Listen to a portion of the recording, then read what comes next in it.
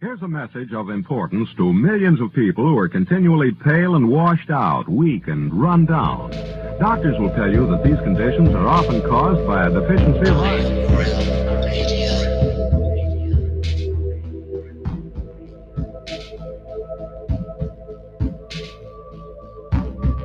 The iron you need to keep you physically fit and mentally alert.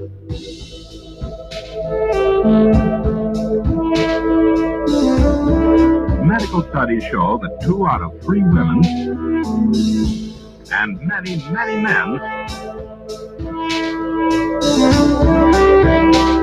lack the daily iron your body requires in a form your body can easily use and put to work.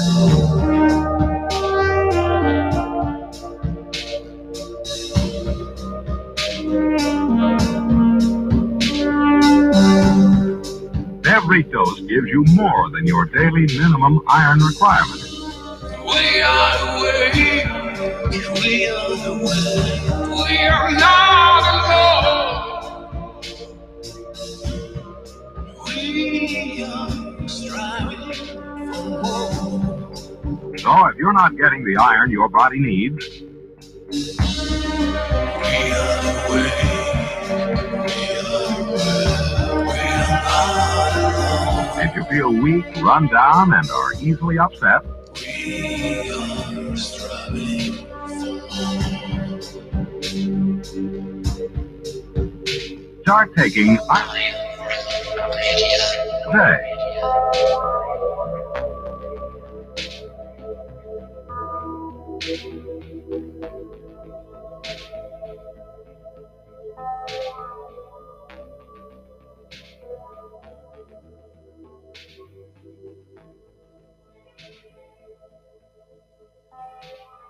It's Friday, my dudes.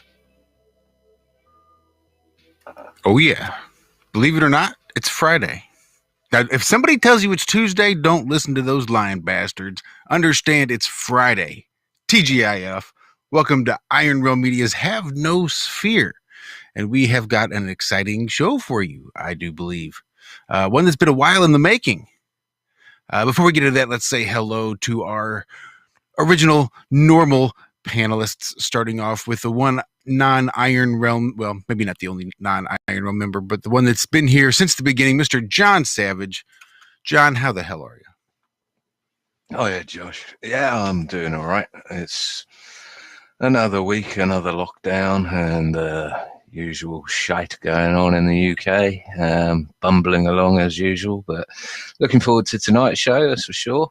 It's been a long time coming, and how have you been, Josh? How's your week doing? It's doing all right. Beautiful weather here in the middle of the U.S., right here in Missouri. I got these 2 weeks off since my boss caught the COVID. So it's 2 weeks of paid vacation during beautiful weather. Now, if I can only get my house to close during this 2 weeks, or I'm halfway through, I got another week. So they got another week to get the house closing done. Otherwise, I'm going to have to take off more work just to move and all that good stuff. So hopefully it'll all happen right here, right now, just the way it was meant to, and I won't have to take any other work off. So far, feeling good, doing well. Really looking forward to tonight's show. I think that's everything I've got. That's good. Good week. Well, better get on with the show then, haven't we? Let's say hello to, let's do Mr.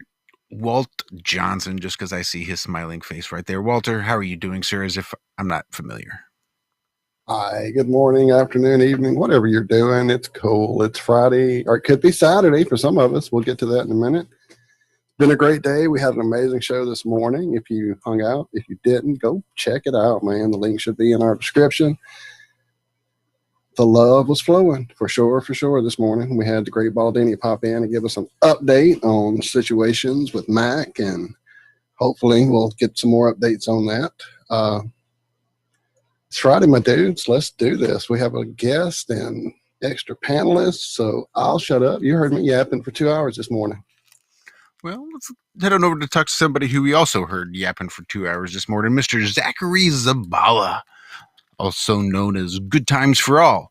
or Navin Johnson, or the Stay Puft Marshmallow Man, or Too Nice for Rice, or the Nomad. I think, is that all of them? Did I get them?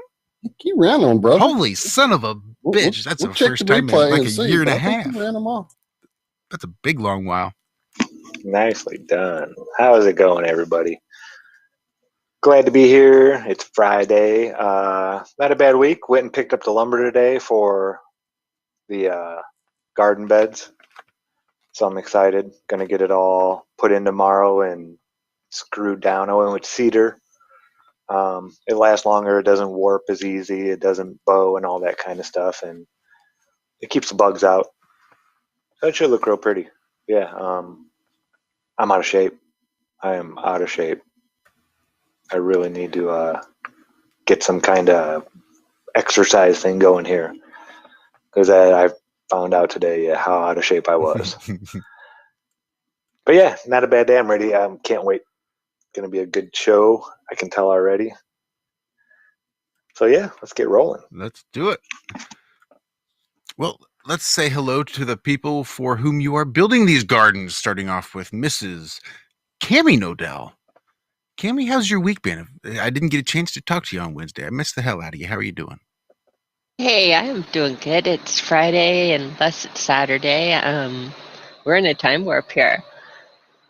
It's been the discussion of the day, but it is Friday, unless like you're Billy, and then it's Saturday.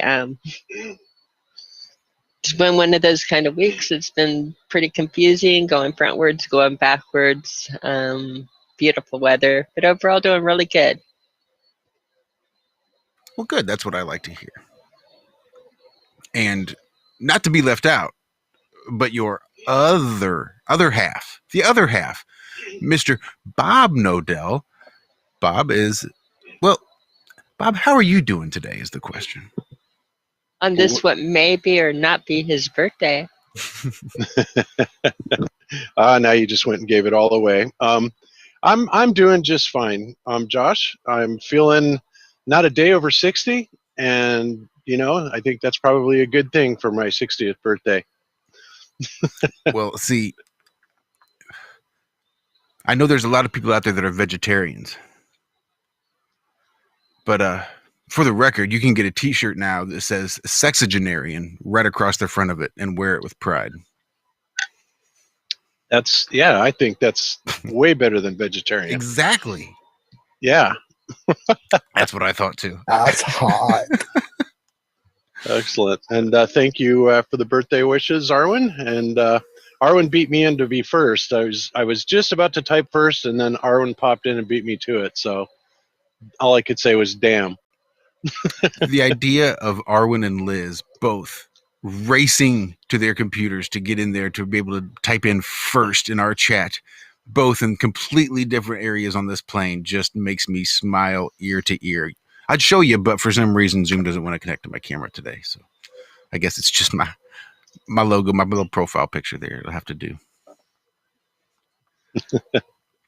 But our guest has been a long time coming. I think he was first suggested back 2 years ago, 2.5 years ago, maybe, when Brendan Daly first came on. And Brendan suggested we have Billy Zig on. And I know in our chat, throughout that last 18 months, it's been suggested at least 2 or 3 times, saying, who should we get on? And Billy Zig was the common answer. So, all right, guys. Hello, Billy. Oh, look at you. Cleanly shaved. Your coiffed is all nicely combed. Oh, I've been a homebody. I've just been hiding. And I heard someone say that you're going into lockdown, and I feel for you. Who was that? Was that Yeah, you, John Savage here. UK. Wow. And I noticed that on the 5th. How's that? Right on with that V for Vendetta. Yeah, coincidence not. How many coincidences this year? How many? You get these people that are going, I'm not a conspiracy theorist, but, what's that about? Like, I'm not a but. So they don't even have the kahunas to go, look what's going on this year. Come on, add it up. Even my mum called yesterday, and she was asking about And thank you for having me on. It's been great. It's great to be on the show. And my mum said, "Oh, you know, is my wife wearing a mask at work?" And she isn't, because my wife got a medical exemption, as I do. And my mum said, "What? So this virus is so deadly that if you have a medical exemption, you know, people just walk past you and it's fine now." You know, how is it? All these inconsistencies are bullshit. You know, we know it. Excuse me. Well, we Happy got a lockdown in the UK and the schools are still open. I mean, how much inconsistency do you want? It's utterly. Whereabouts in Australia are you? I'm in Melbourne, Australia, so right at the bottom, underneath the hole, as far as you can go. So you're right in the draconian grips of Mate, bullshit there, aren't you? We copped it the hardest because our premier, Daniel Andrews, he signed up for this. He's right in with the Chinese Communist Party. And I'm not against Chinese people, because it took me a long time to realize that, let's say the population of China is 1.3 billion, which I doubt anyway. But let's say there is you know, whatever the population is, a lot of them are oppressed. They're in, you know, they're not making the rules. They're going to work. They're doing what we're doing. And they've got a social score, social credit system. They're victims. They can't do. They're victims, man. Well said. Like us. Like us, but they're next level victims because they've already gone through it. And Dan Andrews, the Premier of Victoria, he signed up with the Chinese. He's done, was it 15 or 30 trips to China in the last 5 years of him being Premier? Australia's sold most of its groundwater to China and everything, hasn't it? Yeah, absolutely. And the rivers are running dry here. And if you look at Dan Andrews, and you've got to check your city. Check this for what I'm about to say.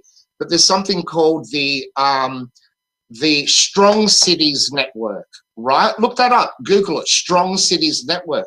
And our government in Victoria, our Premier, he signed up for that. And if you look at it, it's these cops that come out that look like stormtroopers, right? That's the first stage of it. Then the next stage of it is surveillance. The next stage of it is social credit score. Who knows what it's going to be? They're already telling us to dob your neighbours in if you've got people over at your house here. And, you know, it's gone next level crazy. And this is the year of enlightenment, 2020, when we get 2020 vision. So it's really... Yeah, we're seeing it all right, though, aren't we? We're seeing it. Yeah. Anyone who's not seeing 2020, what the hell is going on here, has a screw loose or some psychological disorder.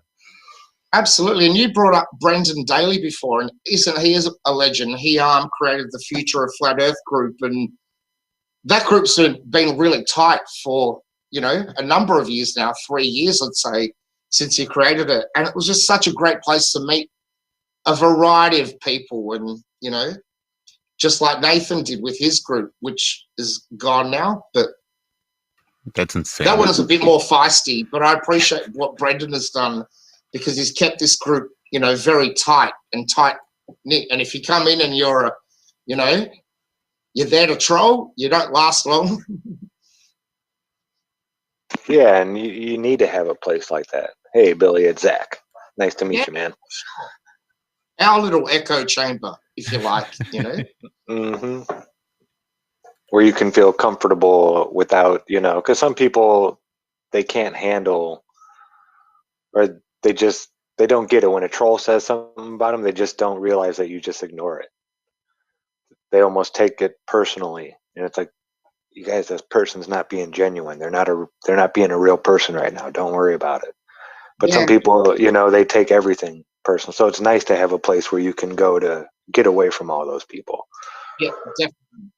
And I reckon, you know, sometimes there are genuine people that drop into that group and they do want to have, or just want to learn, you know, but don't go asking us, where is the edge? You know, why can we see the sun during the day, but, you know, why can't we see it at night? Well, that's just stupid, right? You know, well, yeah, you got to go do a little bit of research on your own. You know, you got to go. I mean, we could tell you, but are you just going to take our word for it? Like we all took their word for it? No, And I go think out over and time test we've this all stuff. come to understand it's more about dispensing with a lot of lies than it is trying to say, oh, I've got it all figured out. In fact, it's just the opposite of that. I don't have anything figured out. We'll tell you that all day long. Well, it's like people who shit themselves about COVID cases now and start repeating the bloody news they've just listened to instead of actually going out and seeing that a virus has never actually been proven to exist. Masks are nonsense. 2-meter rules are nonsense. The whole thing. This is the same with flat Earth, is that they just come at you with this lazy ass 10 things that prove we live on a spinning ball, Aristophanes, ships over the right, and you just get sick of it after 6 years. You just give up on these idiots because you know they're the ones walking around scared shitless with masks on. The very same people, absolutely, aren't they? You know, they just ask crap, and you're right. And the pubs aren't open here yet, but I could just, I'm actually fearing going back to the pub because I'm not one to keep my mouth shut. So if anyone sits there and says, oh my God, we survived, you know, this like this, or says anything like that, there might be a punch on. I miss the pubs. I'll tell you what. When it ticked over £5 a pint over here, yeah, and you can't smoke, you have to huddle outside in the snow and like a good little slave. And yeah, it just lost. They take it away, don't they? But I miss the banter. I miss the chat. You know, I got almost every job I ever got through the pub, in the pub. You know, that was how we did business, how you learnt what was going on and how you made friends and borrowed things and lent things and helped people. And yeah, they just killed it, and by design, of course. But I didn't know the pubs were shut over there in Australia. I mean, to even say that, you know, 2 years ago, they're going to shut the pubs in Australia. I mean, hello.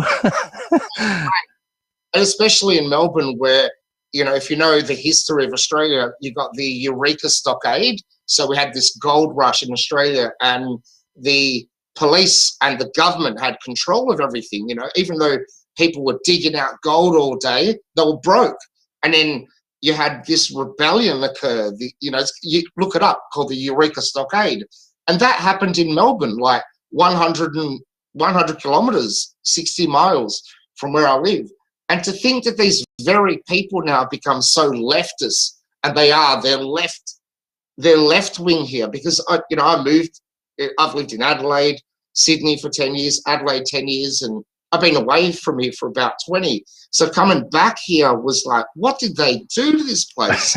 Because the mentality of people was just, it changes, and government can sway that. What, you know, we're one of the first states to be right. Yeah, going back just about a minute, our pubs have been closed since March. So I haven't been to the pub to get a schooner behind the bar or a pint or whatever, or a bucket of beer Good for a long time. Yeah, it's ridiculous. And you're right, that would happen in Australia. I've been to the pub once since March, I think, and yeah, it's all the enjoyment's gone out of it. You know, if you're not wearing a mask and this sort of thing, and it's just all gone out of it. But Australia's always interested me insofar. Well, I was going to move out there. I'm married to an Australian. I was going to move to New South Wales, but luckily I could see I had more of a chance in my own police state than I did in moving to an Australian police state, where they're really not too keen on the Brits at the best of times anyway. But what always struck me as interesting with Australia was the capital in Canberra that was just sort of built out of, you know, instead of being Sydney, obviously, or even Melbourne, or you know, one of the big ones. Canberra just sort of popped out of nowhere and was designed on a crazy sort of like Washington DC with pentagrams and all sorts of symbology and everything into it. It didn't spell good weather for Australia from that point on, I don't think. Good point. It's like they were looking for a blank canvas, right? They didn't want Sydney because they couldn't start from scratch. Melbourne, same. Adelaide, all the rest of the cities. So Canberra, the coldest place, in the friggin' world. Soulless. It's soulless as well, isn't it? Because it's so new. And Yeah, I don't know, when was it built? Was it? I think it was in the 1970s or some. Bloody hell. That's like Milton Keynes in the UK, which everyone took the piss out for ages because it's so soulless. And if you ask most people what is the capital of Australia, they wouldn't bring up Canberra. You'd have to be a genius. No chance. I bet half Australia don't know Canberra's. You're right, actually. You're right. A lot of us don't even know, Shit, I thought it was later than that, but Canberra, when was it founded or when was it made the capital? Yeah, made the capital. Yeah, it was probably founded earlier than that. And it was because the Aboriginals had found a lot of these names are named. A lot of these are named after Aboriginals as well. I wouldn't be surprised, knowing their track record, if Canberra was some sort of holy place for the Aboriginals. Or, sorry, I call them the originals, but because they seem to like desecrating other people's holy places and building their own things on top of it, don't they? That seems to be the sort of modus operendi there. Yeah, and especially, since being introduced to Tartaria, and my eyes opened up, like, hang on. And it's funny because, you start connecting the dots, as we say. And I remember hearing stories, because they always told us that the Aboriginals were, the Australian Aboriginals were, uncivilized. They didn't have clothing. They didn't have housing. They didn't have farming or anything of the like. But actually, there are other stories that say that they had cities here. So, oh, wow. And then when Tartaria came up, it was like, wow. But how do you, I still can't fathom how they could make the Aboriginals forget their history. That's a hard one to, Wow. but looking into the propaganda that we go through now, the book burning, the modern day book burning, it's quite easily, really. Well, especially when their history is largely oral, then that would be difficult to. But all they did was come in and ply them with booze, didn't they? I mean, they did to the Chinese with opium or whatever, what they did to them with booze, and it's pretty easy to forget something after a good lick of that with the pubs open. But and it doesn't take long before you do that, and then have orphan trains, which they also had in Australia, running through the country, dropping off their children, and they're wondering, well, where did I come from? And the Not amount at a macro level, but at a micro level, like, where was I born? Who are my parents? Yeah. And the amount they murdered as well. I mean, they murdered crazy amounts. Oh yeah, in Tasmania they murdered every Aboriginal in Tasmania except for one lady who was married to the one woman who was married to the Governor General, and they left her alone. But it's quite amazing that they have retained, I was going to say a lot of their knowledge, but I think it's quite distorted. They've been around 70,000 years, 50,000 years a few years ago. And, it's going to be 80,000 years soon, so. Have you heard of the Egyptian hieroglyphs that are up in Gosford? Yeah, I have, yeah. And, you wonder whether they are etched the same as what the Egyptians actually did. But one thing they did also find was in Penrith, which was west of Sydney, they found a 10,000, when they were building the railway line through the Blue Mountains, they found a 10,000-year-old, was it a pendant or was it some sort of sculpture from Egypt? So, oh, right. And not to mention the Gympie Pyramid. Have you heard of that? That's in Queensland. So It's actually just like you got Chinese pyramids that are buried under mountains.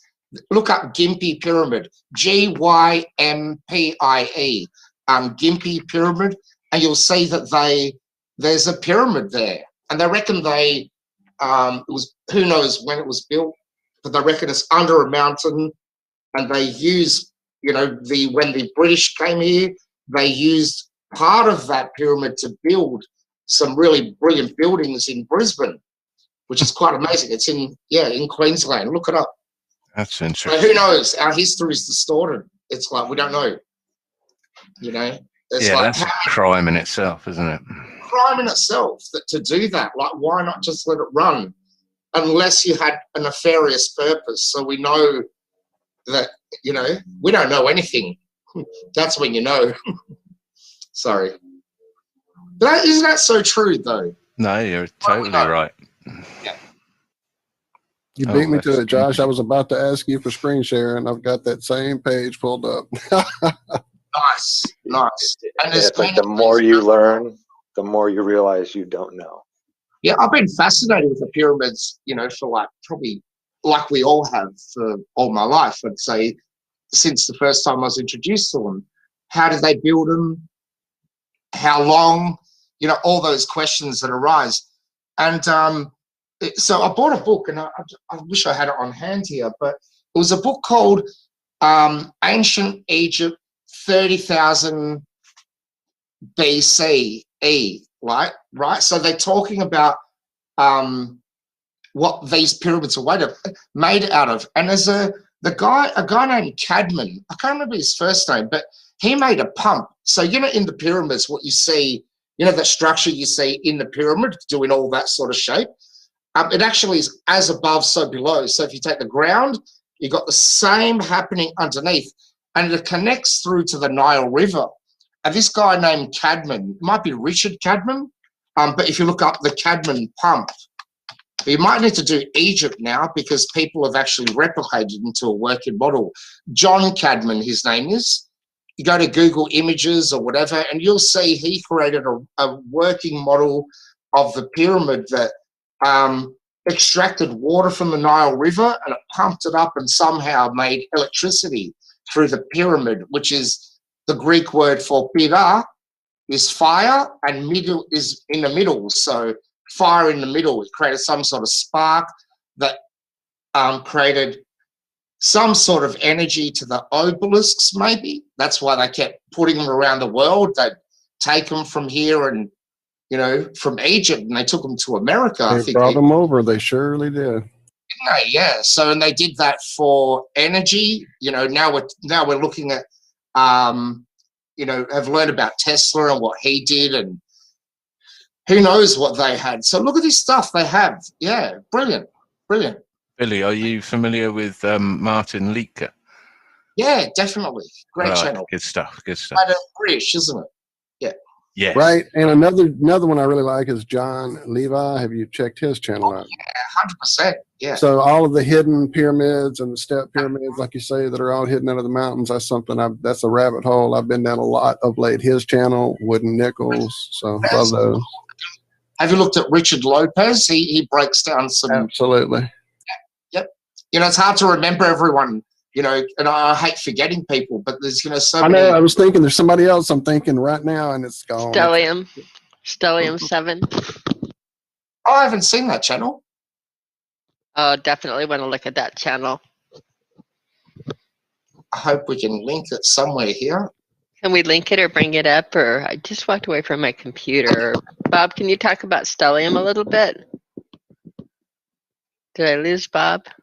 He's partying. Nope, there we go. No, I'm sorry. I was trying to reach my unmute button.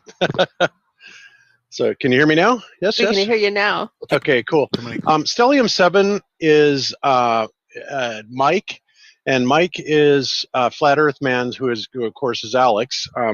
That he's like his best friend.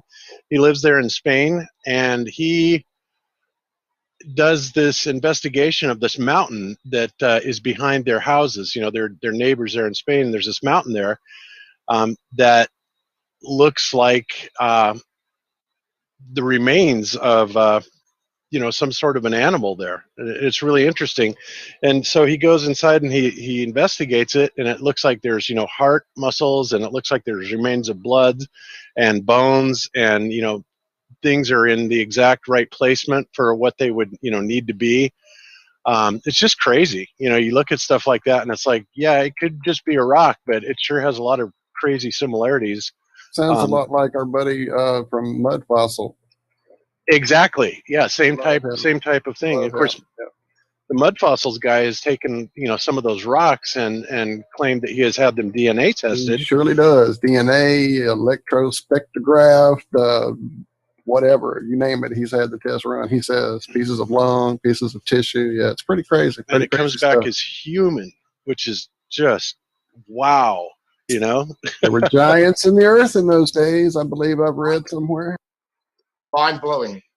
Someone posted a few days ago, you know how the giant trees on Earth, where they're chopped off? Yep. Someone said they could be like your ankles. A foot. That's right. I mean, that's the guy from Mud Fossil. Just when you thought you heard it all? Yeah, Roger's got some interesting stuff. I've put out feelers to see if he would come on, but I get the impression he doesn't do many people's shows. So no, he just doesn't like flat earthers. Yeah, well, that's what I meant. Many shows I would associate with people's shows, right? So yeah, and he talked to me once several years ago, and we had a really nice, cordial conversation for. Seems like a great guy.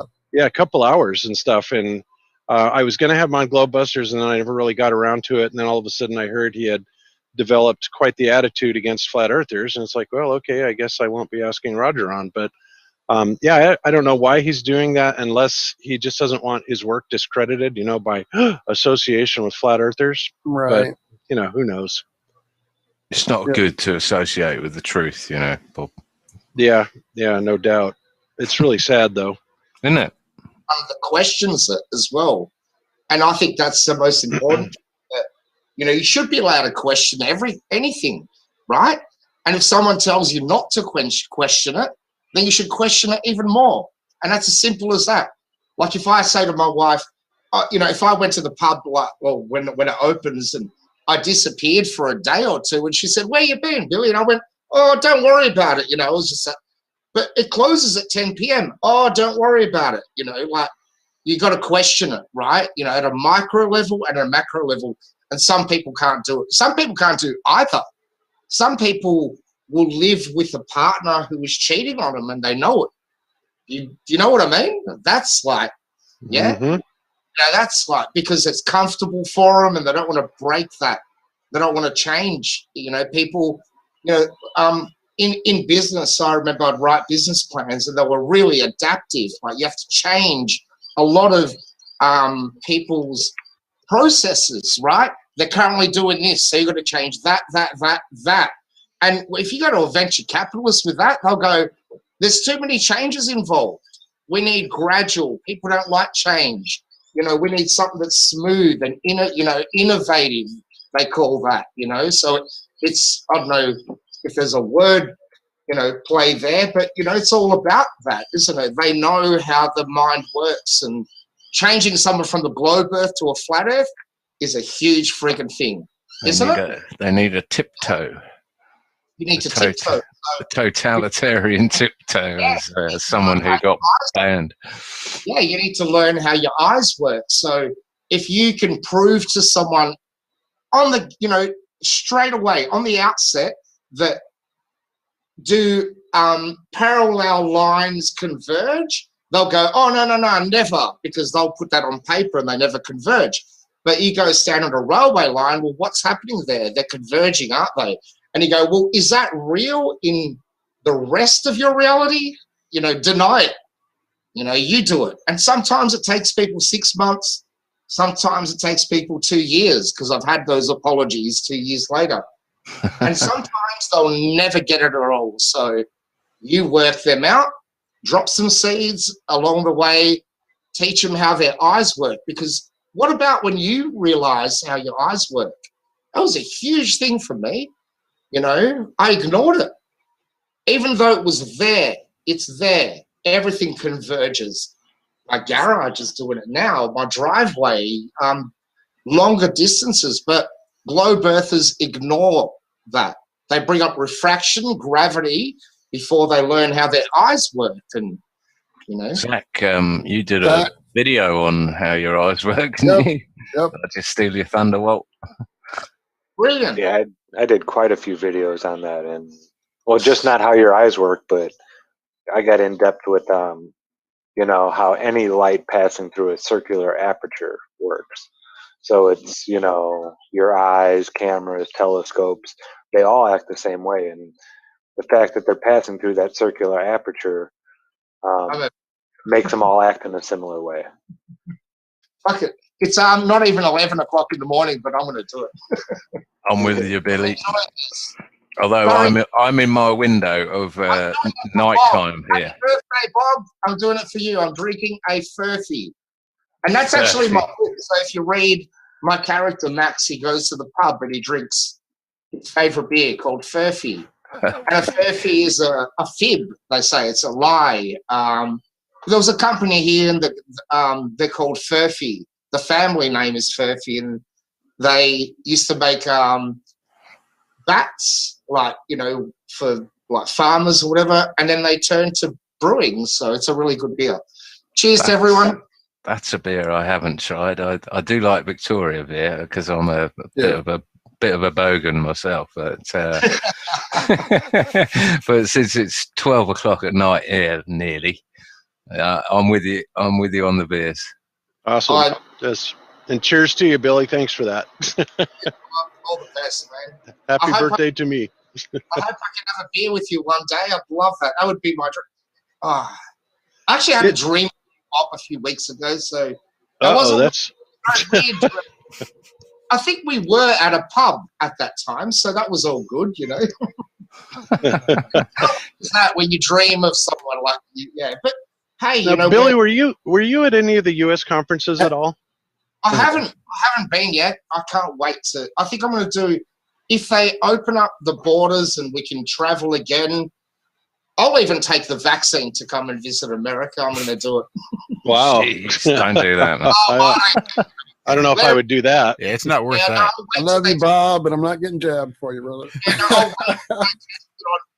I'll have the second stage. But you know what? We're in IT, so I've spoken with a few IT guys, and they reckon they can create a bypass, whatever they do anyway. So don't worry. Just, you know, we shouldn't stress. My sister, she's a major, but we won't be able to. Just let it be. You know, you really think they're going to win? Just who wins? God wins, man.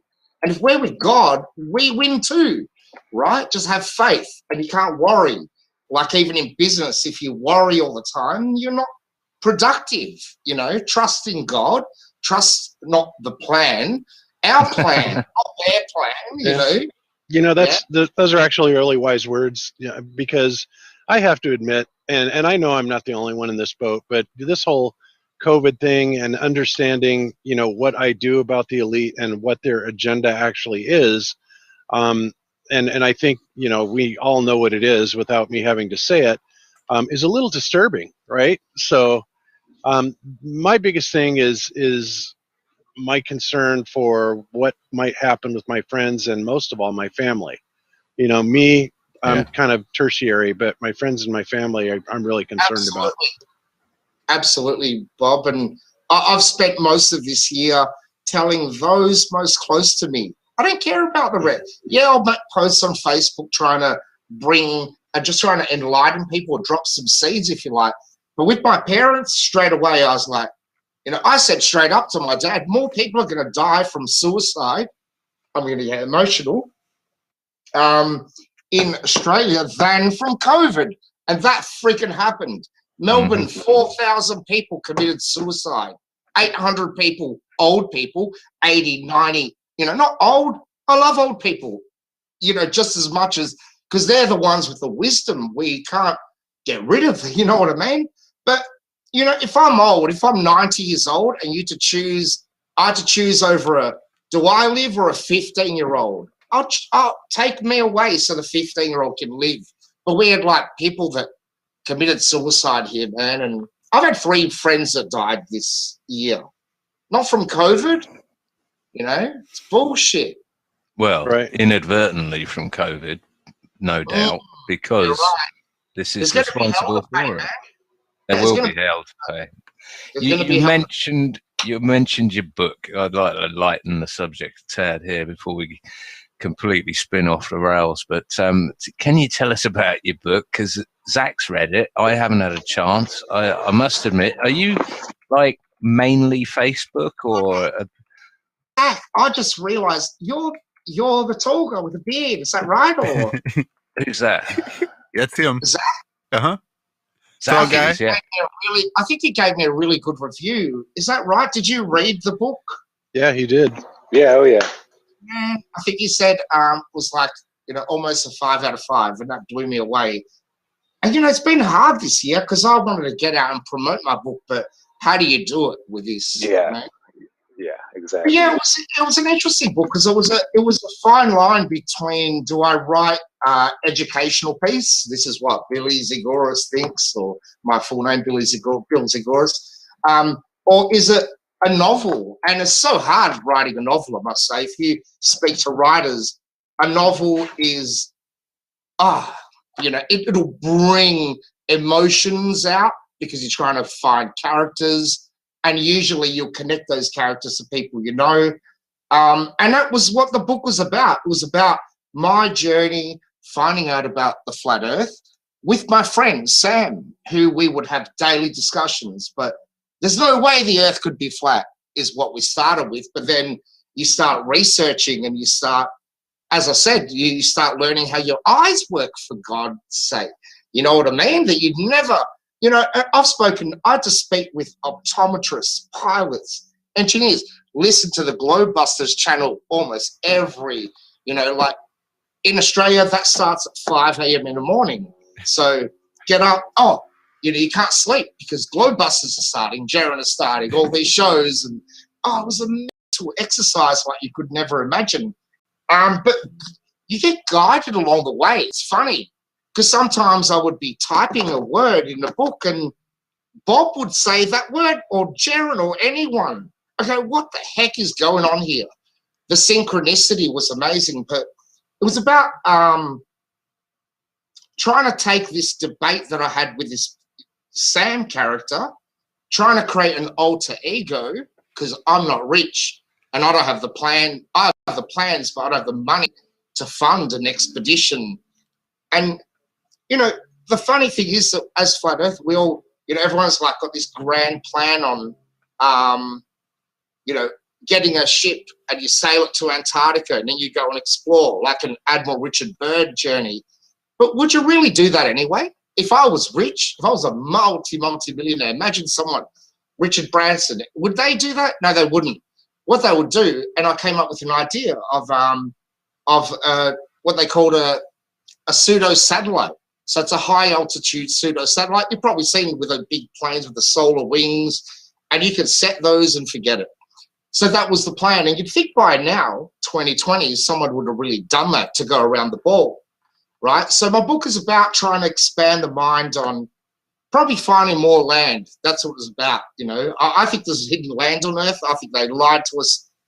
Like, where do they go? So the Australian... I'm waffling now, but the Australian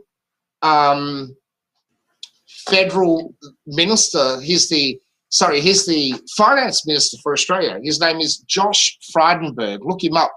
The day after he got elected, guess where he went? Antarctica. He went there and then came back the same day, which means it's really not that far, because if he can go there, stay there 2 hours and come back to Antarctica from Melbourne, that's like not far at all. But why would you even do that anyway? Let's say you got elected as a federal minister. Where would you go? Antarctica? The same as Kerry and the 4 years head ago, of the right, Russian John? church. 4 years ago, Kerry, during the day of the election, he was here. He was here. He was there in Antarctica. Somebody else, one of the other candidates, like you said, the Pope, the Black Pope, whatever.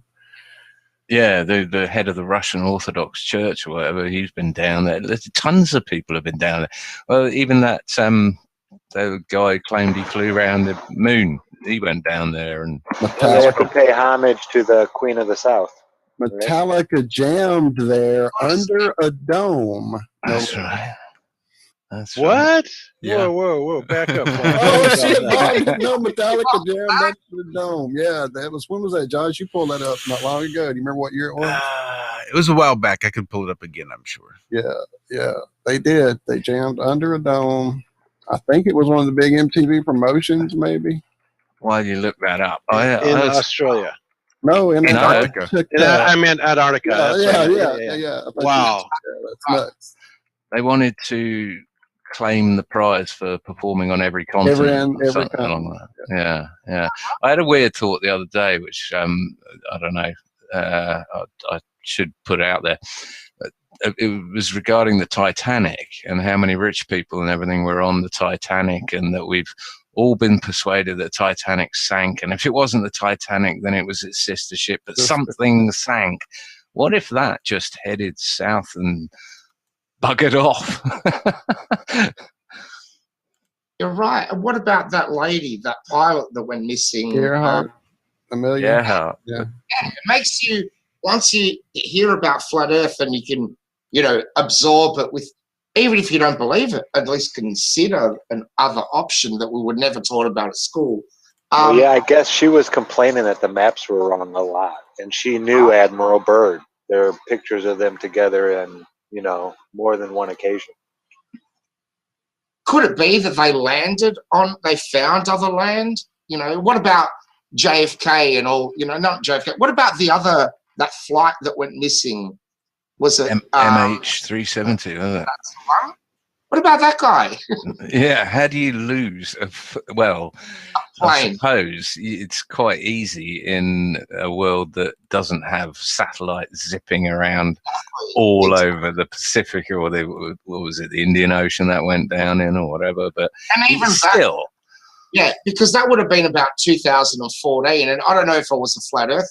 It was like probably sitting on the fence at that stage. But I must admit that it made me question, like, how the heck do you lose a plane, like you just said? You've got satellites everywhere.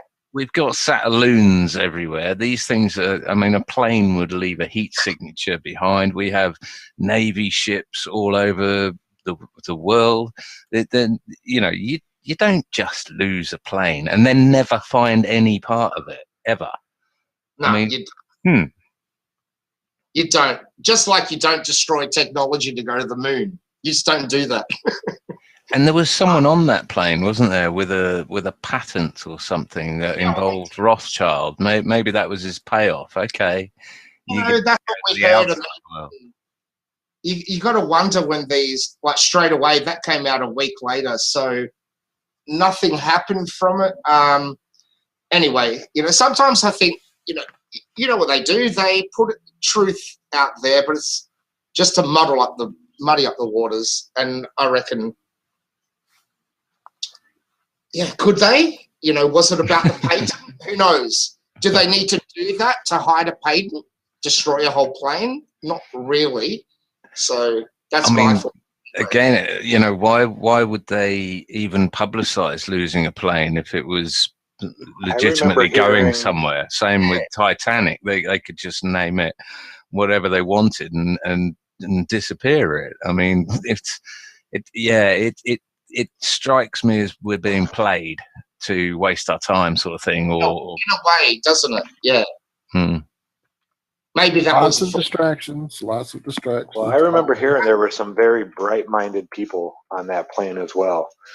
Some scientists from certain fields and this and that, and I think so. Yeah, no, I think you're right. Maybe they figured it out and buggered off. Get out of here. Yeah, probably, and took the most expensive piece of technology we had in the day with them. Right. Well, not to derail things, but I see we've had a few super chats show up. Commercial sound and video sent us some vibes earlier. Thank you so much. Liz gave us a piece of cake. Thank you, Liz. And then the great Baldini let us know that Mac should be home for dinner. So great to hear, Mac. Flat Earth Fokker, if you're not aware, there's a lot going on, has been going on, but Mac is back. So thank you so much for that. And not to derail it any further, but Billy, can you give us the name of your book and where people can get it? Yeah, it's called The Elusive Curve. that's probably coming at reverse. But the Elusive Curve, good. You can go to my website, elusivecurve.com. Actually, if you enter the code, if you do want to purchase a copy, Zig, during checkout, you get a 25% discount. Or you can grab a copy on Amazon, and it's on most bookstores and that. Nice. But yeah, or if you want to email me at billyzig@gmail.com, I'm happy to send you a free PDF of the ebook version, so that way it doesn't cost you anything. Well, that's bloody Dude, generous. that's of you. awesome, left and right. Number one, thank you for the discount to the viewers and everybody here. Appreciate that. And then the awesome PDF.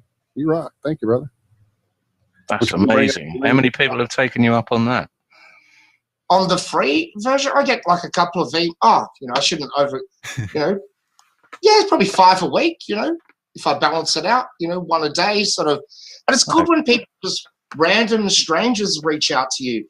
I've had mathematicians from Sweden or Germany and all over the place just go, they're not flat earthers, but they want to learn. And writing a book was probably a good way of, you can privately give information to someone, right? Do you know what I mean? But, I remember when I first got to Flat Earth, the last thing I wanted in my browser history or any of that was Flat Earth, this, that, because then you get and then it gives you suggestions. So I used to go on incognito mode because I didn't want, I'm a businessman. I didn't want to lose all of that. And Can I ask what you do for a living?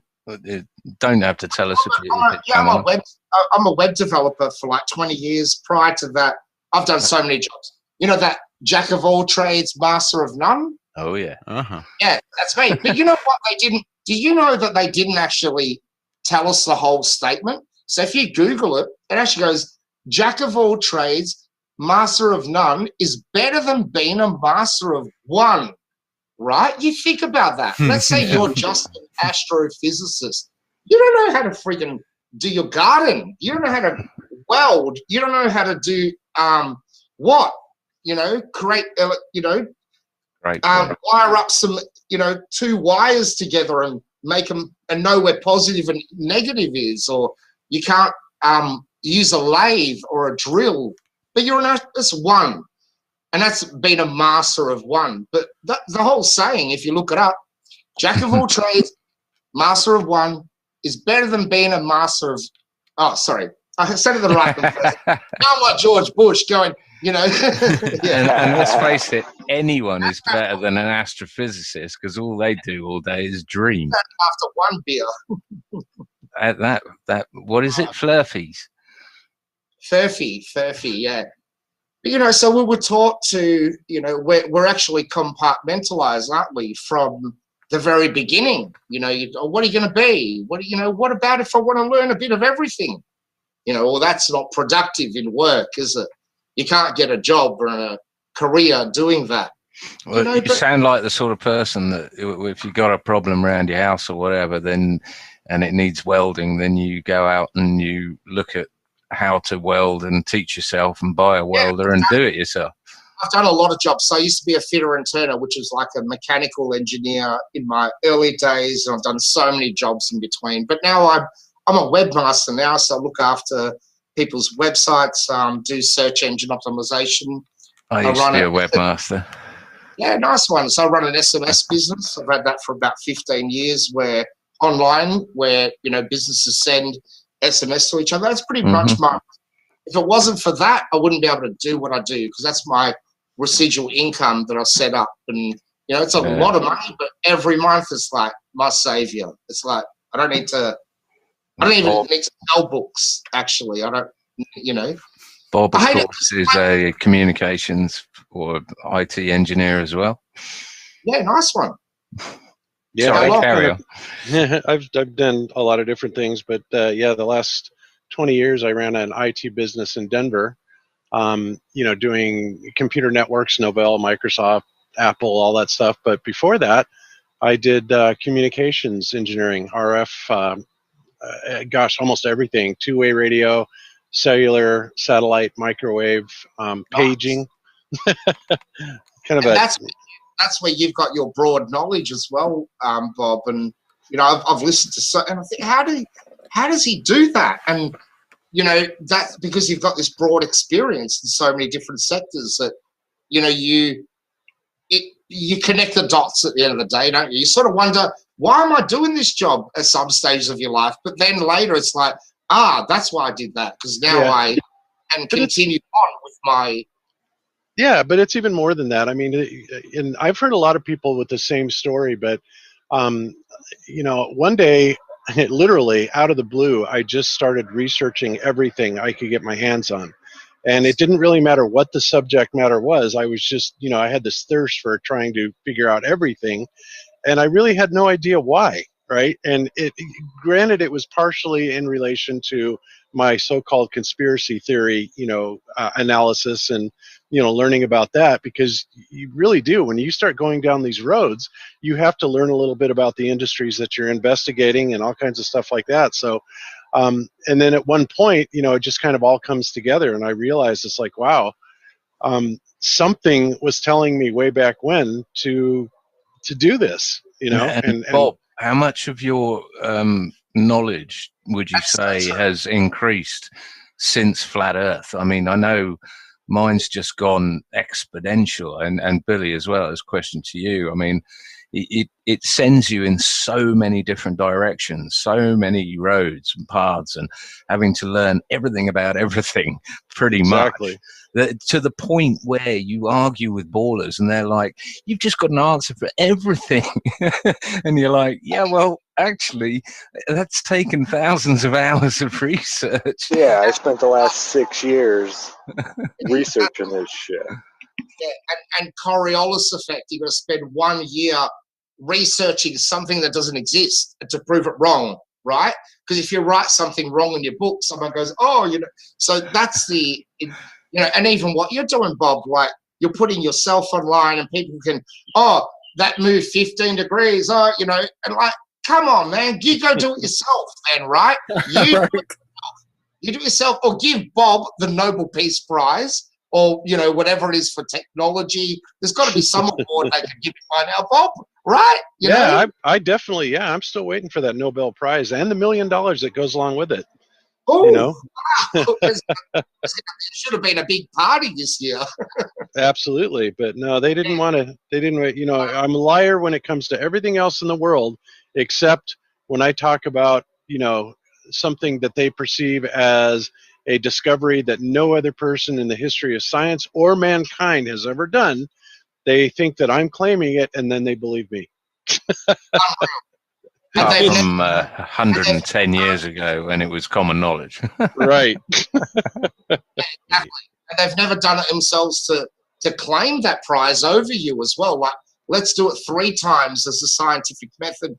I remember at school, that was at least the simplest thing in science you could do. Do it 3 times, right? Because, that was the simplest thing you could do. Your teacher said that 3 times at least. Because if it doesn't work 3 times, well, you could be on a... But none of these people have done it. No one's reproduced any of that shit. And then go the extra mile and do it at different altitudes, and you can show yourself that it's complete nonsense. Exactly. Mm-hmm. Yeah. At different locations around the world as well, shouldn't you? Yeah, that's one of the things that I find really amazing is, you know, a lot of the trolls will come in and say, oh yeah, well, there's, you know, they'll send me an article on somebody that just built a huge, ginormous laser interferometer, right? And they said, so this is built specifically to detect the rotation of the Earth. And it's like, yeah, and you know what? It's going to detect a rotation, but it's not the Earth. And the problem with it is because it's so ginormous and huge, you can't move it on the Z-axis. And if you can't move it on the Z-axis, then it's worthless. Because and how long and straight is it? Yeah, that's what... Flat. Yeah, you've got to be able to move it up and down, you know, plus and minus 10,000 feet, so you can actually see what, you know, this rotation is doing at different altitudes. And that's how we were actually able to prove it was not Earth rotation, you know, with the fiber optic gyro. Yeah, and you should be measuring the parallax is what you're basically measuring. If you move it upwards from the Z-axis, you would actually measure a variation. And also if we do have an equatorial bulge, it should be different there if you measured it, as opposed to the North Pole, South Pole. But they don't take anything, and they don't, globe earthers don't do experiments. And do you know how many people I've deleted because of trying to say that Bob proved the 15-degree rotation? Oh, Bob, it's been one of my favorites, to be honest. Yes, everybody gets that. And actually, I was talking on Discord with a group of guys last night, and there's a couple of graphic artists, because what I wanted to do for quite some time now, so that I don't have to keep explaining how we were able to devise a method to show people that what the fiber optic gyro was measuring was not Earth rotation. And and of course our claim is that it's measuring the luminiferous ether and the vortexual behavior of it, right? And there's a lot of history and a lot of information on it, and we were able to devise a method that was really quite simple to prove just that it was not measuring Earth rotation at all, because doing these tests that we did it at over a 10,000 foot variance in altitude on the same latitude line. And when we did that, we had a greater than 1 degree variance, 1 degree per hour variance rotation rate, which is, it came out to be, I think, like 32 degrees per day, which of course completely destroys the idea of it being Earth rotation, right? So, but people need they need a graphic representation so that they can actually see and get in their mind the idea of what we did, because it's really quite a simple concept, but it's something that really would help if we had graphic representation on it. But just to clarify that for anyone who can't hear, sorry, Billy, the altitude thing, if it had been a spinning Earth ball rock thing in space, then it wouldn't have mattered what altitude you had it at, because it would always register 15 degrees per hour rotation, right? Exactly. Oh, yeah, at that latitude, at the same latitude. At the same latitude, exactly. So like on the spoke of a wheel, if you measure the degrees of rotation near the hub, it'll measure, let's say 15 degrees. And then if you went out on that spoke to the edge, it would still measure 15 degrees. But what is it? The velocity, it's a rate. Actually, it's a rate. At that point, it's because there's going to be a different speed as you get out towards the outside edge. Obviously, the edge velocity keeps increasing, right? Yeah. So you have to make this theoretical compensation for Earth spin. But yeah, and like I said, the concept itself is really simple, and I can, if you want, I can go through it really quick with you, or if you're sick of it, I won't. But the explanation of how we disproved Earth rotation is really simple. Go for it, because I probably just butchered it. Okay. All right. So what we did, there's two schools of thought on this. One, of course, is the ballers, and they're saying, well, you measured the 15 degrees per hour Earth rotation. The alternate school of thought is our claim, which is that we are measuring the luminiferous ether and its rotational rate. Okay, so the thing that we did, then we devised a method to prove this, and what we did is, if you are on a ball Earth, right, if you're on a spinning globe and you go to one point, let's just say on the equator, let's keep it simple, on the equator, and we measure that rotational rate on the equator, right, and it comes out to be about 15 degrees per hour, right, theoretically, because 15 degrees per hour times 24 hours is 360 degrees, right? So there you have your 15 degrees per hour. And so it shouldn't matter if we take those measurements at sea level or if we climb to the highest mountain, as long as we remain on the equator or on that same latitude line, right, the rotation rate should be absolutely identical, right? Whereas if you are testing for the luminiferous ether and you understand that the ether is said to be propagating much like a toroidal magnetic field, right, which is a vortex essentially, right? So think of it like a tornado. and you have the top of the tornado that's spinning very slowly, and then as you come down the z-axis down towards the bottom, down towards the ground, it spins faster and faster and faster and faster, right? So that's of course what we are saying that it is. So what we did is we went to Pikes Peak, Colorado, and we took our measurements at Pikes Peak, which is at an elevation of 14,125 feet. And we got our measurements. And by the way, we did this over and over and over again, not just there, but in several places. And then what we did is we went, because Colorado is such an ideal place to do this, we went directly east of Pikes Peak, which takes you out onto the plains of Colorado on the exact identical same latitude line, except we were down to just a shade over 4,000 feet. So we had nearly a 10,000 foot variance on the z-axis or in elevation, okay? And what happened is that there was a greater than 1 degree per hour variance in that rotational rate. And of course, if you add that up, like I said, it was like 1.3 or 1.4. It came out to be around 30 to 31 degrees per day of rotational rate change, right? Well, that right there tells you that there's no way that it could possibly be a spinning globe Earth, because it wouldn't change at all. But if you look at it in terms of how a vortex propagates, and you think about the tornado, and you've got the top of it turning really, really slow, and as you get down towards the bottom, going faster and faster and faster, then you have that higher rotational rate, right? So what's happening is it is behaving just like the vortex, and it is not behaving at all like something that would be a spinning ball in Earth, in space. Boom. And that's it. It's over. We killed it. Yeah, I love that. And do you reckon they could have factored that into the equipment? Do you know what I mean? So shouldn't do you know what I'm saying? As simple as I know that. exactly what you're saying. Yes, and in fact, they do factor it on some level. Now, let me tell you what. Never thought someone like you would test it. Right. Well, they actually openly admit it. Inside now, fiber optic gyros and ring laser gyros are used inside of a piece of equipment that most airliners use called an inertial reference system, right?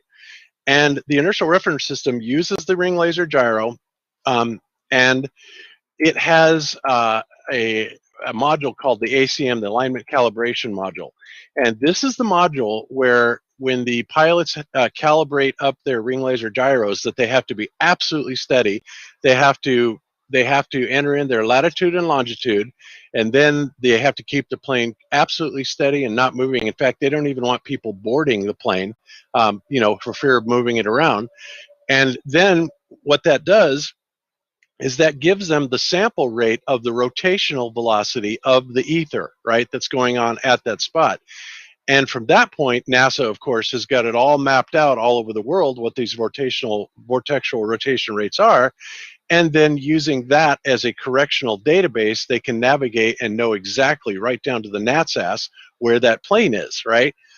And that's why you had, like, Mark Sargent had the airline pilot that came on and said, yeah, we had a problem with our ACM. And we didn't know what to do. They weren't going to make the flight go, so they called into the manufacturer, and of course it came back that NASA actually made this particular piece of equipment, and they said, well, no, just go ahead and call in and do manual corrections. Well, there really weren't any corrections that had to be done because it had kept its calibration, right? And so they had no issues with it. But that is something, like I said, that's built into the inertial reference units as part of the navigation system for airliners. But and they've known about this the whole time. And not only that, without the luminiferous ether, you couldn't have what's called the Sagnac effect. And the Sagnac effect is, of course, the interferometry pattern, the interference pattern that arises when you get a phase shift in the lasers, going in opposite directions, right? That's actually what the Sagnac effect is, and that's why it is so incredibly accurate, because you're dealing literally with phase changes in a light that has a wavelength of like 450 nanometers. So needless to say, it's precise as all get out.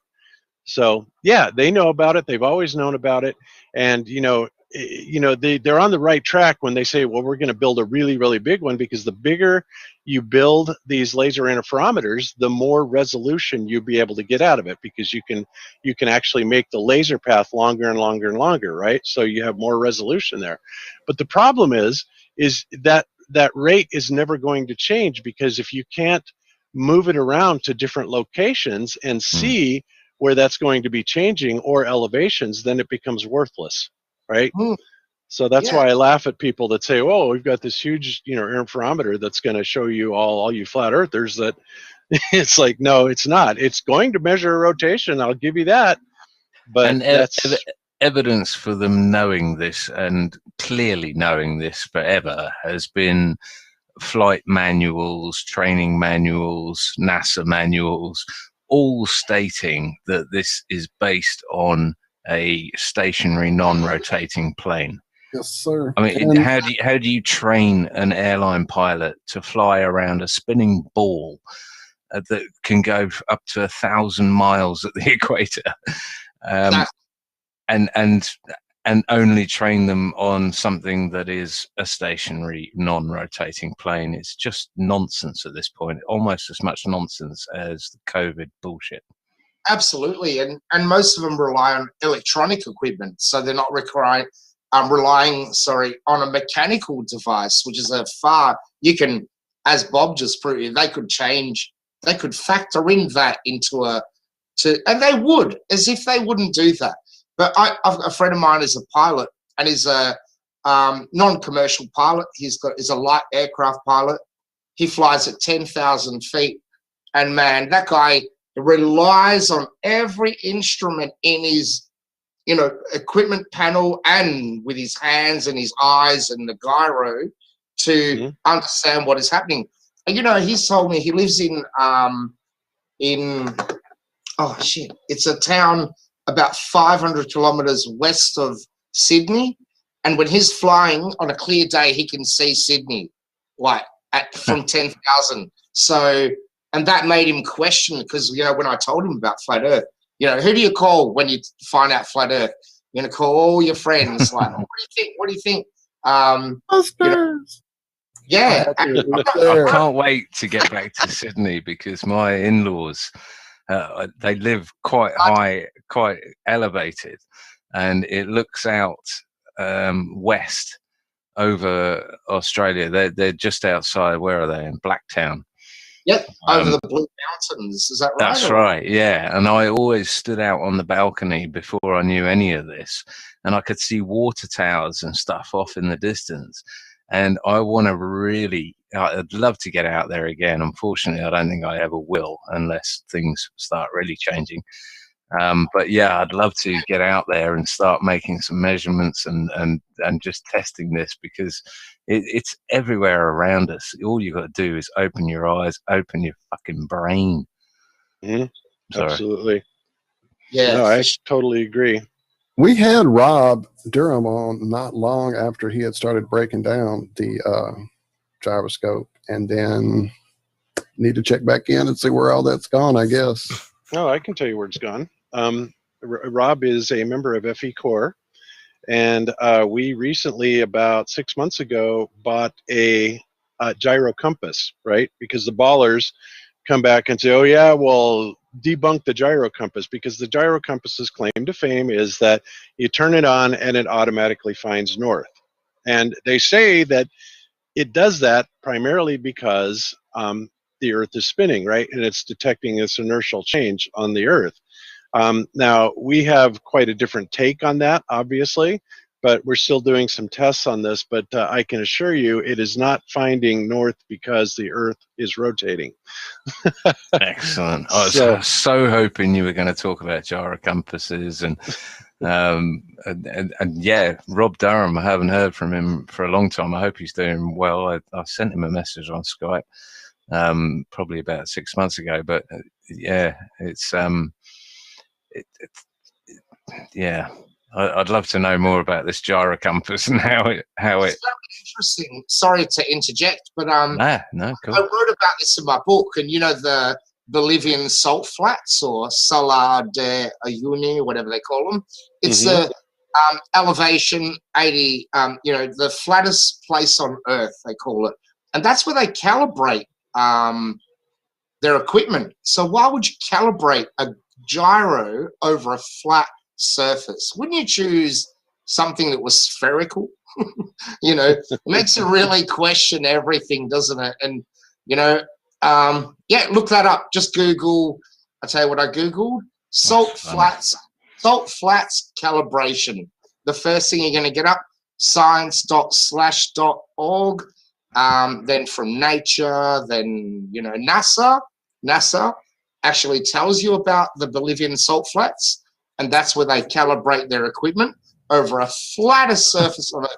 Why would you do that? Would you do that? Well, this is why I love the mechanical gyroscope. That's where I sort of cut my teeth on this thing was, and the way that everyone attacked it, saying, "Yeah, you've used a toy, you've used a toy gyroscope, etc., etc."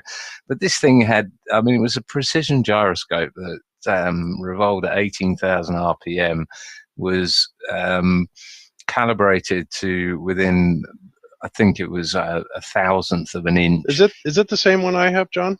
Yeah, more than likely. Yeah, it was like a $400 gyro that the company that sells it has their two boys playing with it and stuff. It's precision gyro. Yes. Zach makes his videos with it. And it'll spin up, and it will spin for over 30 minutes, right? Yeah. And there's absolutely no drift to it whatsoever. It doesn't drift at all. And there was quite a kerfuffle that kind of arose in the FE community when Stefan kept getting drift out of his mechanical gyro, right? And we're sitting there going, what the hell is going on here? And it turned out, that really had us going for a while, but it turned out that depending on the spin rate, you would have different levels of torque, right? And if you got it to the higher RPMs, it would actually torque itself and cause itself to turn, a little bit. And if you played with it, you could kind of get it to give you an earth rate rotation, but it had to be at a very specific, spin up speed, right? But all that was happening was that, you have a torque friction, you have a bearing friction, right? Which will create a slight torque because of the resistance in the bearings, which will cause the gyroscope to drift just a little bit. And when you have that much mass that's spinning around at that heavy speed, it blew our mind. We're like going, what the hell is going on here? And then we finally figured it out, Yeah. But wow. So yeah, you find out a lot of stuff, but you have to go out and actually do it. You got to cherry pick those results though to say that it's spinning at 15 degrees, surely, isn't it? Oh, definitely. Yeah, absolutely. In fact, you have to switch it in directions, and you have to time it to say, okay, here's my start time and my cutoff time. And in this particular window that I measured it, well, I got it to about that 15 degrees per hour. It's about as reliable as a Foucault pendulum. Yeah, it's not. yeah. But this is what I loved about it. Is everyone was saying, well, that's a tiny little toy. It's ridiculous. And then Rob Durham stripped down, the, what do they call them? The bearing. No, it's the head up. It's the horizon. Oh, the heads up display. Artificial horizon. Artificial horizon, what they call it. Oh, and the bearing indicator, is it? I'm trying to regurgitate all these okay, the heading indicator, right? Heading indicator, yeah, which is of course a gyroscopic device, and that's right. It's constantly corrected, because otherwise you would dead reckon using that all the time, because rigidity in space, right? So what they do is, as you fly along, you're constantly recaging that device, and calibrating it with the compass. Mm-hmm. Why? Because the compass, of course, has the magnetic declinations, and you're always flying with reference to north, and that's the one thing that the ballers can't seem to get through their heads. Yeah.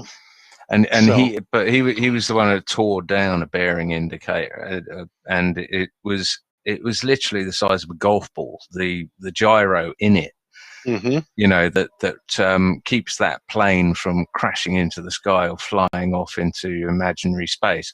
It was the size of a golf ball, and you know, the precision ones we have are about twice the size of that. So everyone who was whinging about how big the precision gyroscope was and that it was just a toy can sod off.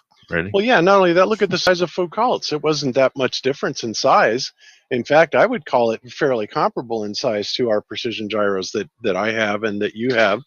Mm-hmm. You know, of course, the original Foucault gyroscope that supposedly actually registered the 15 degree per hour, you know, conveniently has come up missing, right? What a coincidence. Yeah. But the reality is it was still about the same size, and the ballers, of course, have latched onto that. That's now a piece of history that Leon Foucault, you know, proved that 15 degrees per hour with the mechanical gyro, and it's like, great. Then why haven't we been able to prove it again ever since then? Even with our 21st century gyroscopes, right? Exactly. Especially without you know, bringing in magnets and electricity, and you know, just do it on the simplicity that he did it, and let's test it. And what about we should test that around the world as well, or around the world? And, you know, that's an interesting thing because we say around the world, but you know, we also say look around you, yeah, or you know, not just looking around you, but we've confused that and leading assumptions. I think, you know, if you had a gyro and you thought this was going to prove your ball, you could actually use that for that, couldn't you? Mm-hmm. You know? Well, like our buddy Josh used to say, I can go around my neighborhood. That doesn't make it a globe. That's right. Looking back on some of the older tech, I mean, wasn't one of the first gyros some big, huge device they had to spin up with some kind of machine, John? I think you talked about that. I know getting you to pull that out of your memory banks would be tough, but am I misremembering something? Familiar with that? I'm not familiar with It that. must have been one of those off-the-air shows you don't remember. I'll find it. I'll dig it up. Or even was it Newton's telescope with the little tiny eye hole? I mean, you know, not sure. D just some of says the stuff attitude that indicator. were provers of all the stuff that was proven, like Foucault's. I mean, it's just a joke if you go look at the reality of it all. And they could probably bedazzle people so easily back then. Like if you were Newton and everyone else is starving at home and trying to think of where to get bread and butter the next day, but you're there and you've explained, everyone would be like, wow, he's a genius. But they're still bedazzling us today, like Elon Musk and NASA and everything else. Perfect. That's our modern age man, isn't it? And I saw an image yesterday. They said that they did a computer image of God, and it looked like Elon Musk's face. Like, give me a break. That's God. God, he can't even, like, you know, tie his shoelaces. The camera is pointing, you know, when he's on an interview. Like, where's the camera? Oh, where is it? Oh, I don't know. Where do I look right now? It's like there. You know, how stupid is this man and he's got a godlike status, actually, with a lot of men. They have a bromance with him. They love him. They you know, he could shit on them and, excuse me, but they'd be like, oh, that's okay, Elon, you know. He reminds me of a sort of upgraded Stephen Hawkins, where they don't have to stick him in a chair where he talks gibberish. He you know, he actually forms sentences, but still mainly talks gibberish. Yeah, I watched yesterday. It's funny that you brought up Stephen Hawking because I was watching The Big Bang Theory, you know, that TV show, and I still love that show. Call me whatever, you know, because they disclose a lot of things. One of the things they would disclose that they don't know what the Higgs boson is. They don't know anything, and they would tell you like there's still these nerds are trying to work it out. But there was yesterday's episode was Stephen Hawking, and they kind of discredit him. If you read between the lines, you could either be a hero and go, "Oh, Stephen Hawking," but if you listen to what they're saying, they don't even know. But you know why, Billy? You know why, don't you? Dark energy and everything else. He was a flat earther. Who was? Who was? Stephen Hawkins. Really? Probably. Before he got stricken down, Walt, talk about this. Someone talk about this who knows what they're talking This about. is Zach. Yeah, it was actually a PBS article, and he had a flat universe theory. He said we were sitting on something hot, and there was something cold pressing down on it, and we live in the crust in between it. It had a picture of a petri dish with like little mountains filled with water with little mountains coming out of it, and he said that is where we live. Wow. Is that called Flatland? Or no, that was Sagan. Yeah, wasn't it? He wrote the book Flatland. Really? So is that when they put him in a wheelchair? Probably about the time he got it right. I'm sure we can hear from the man himself. When did that happen, Stephen? How'd that? I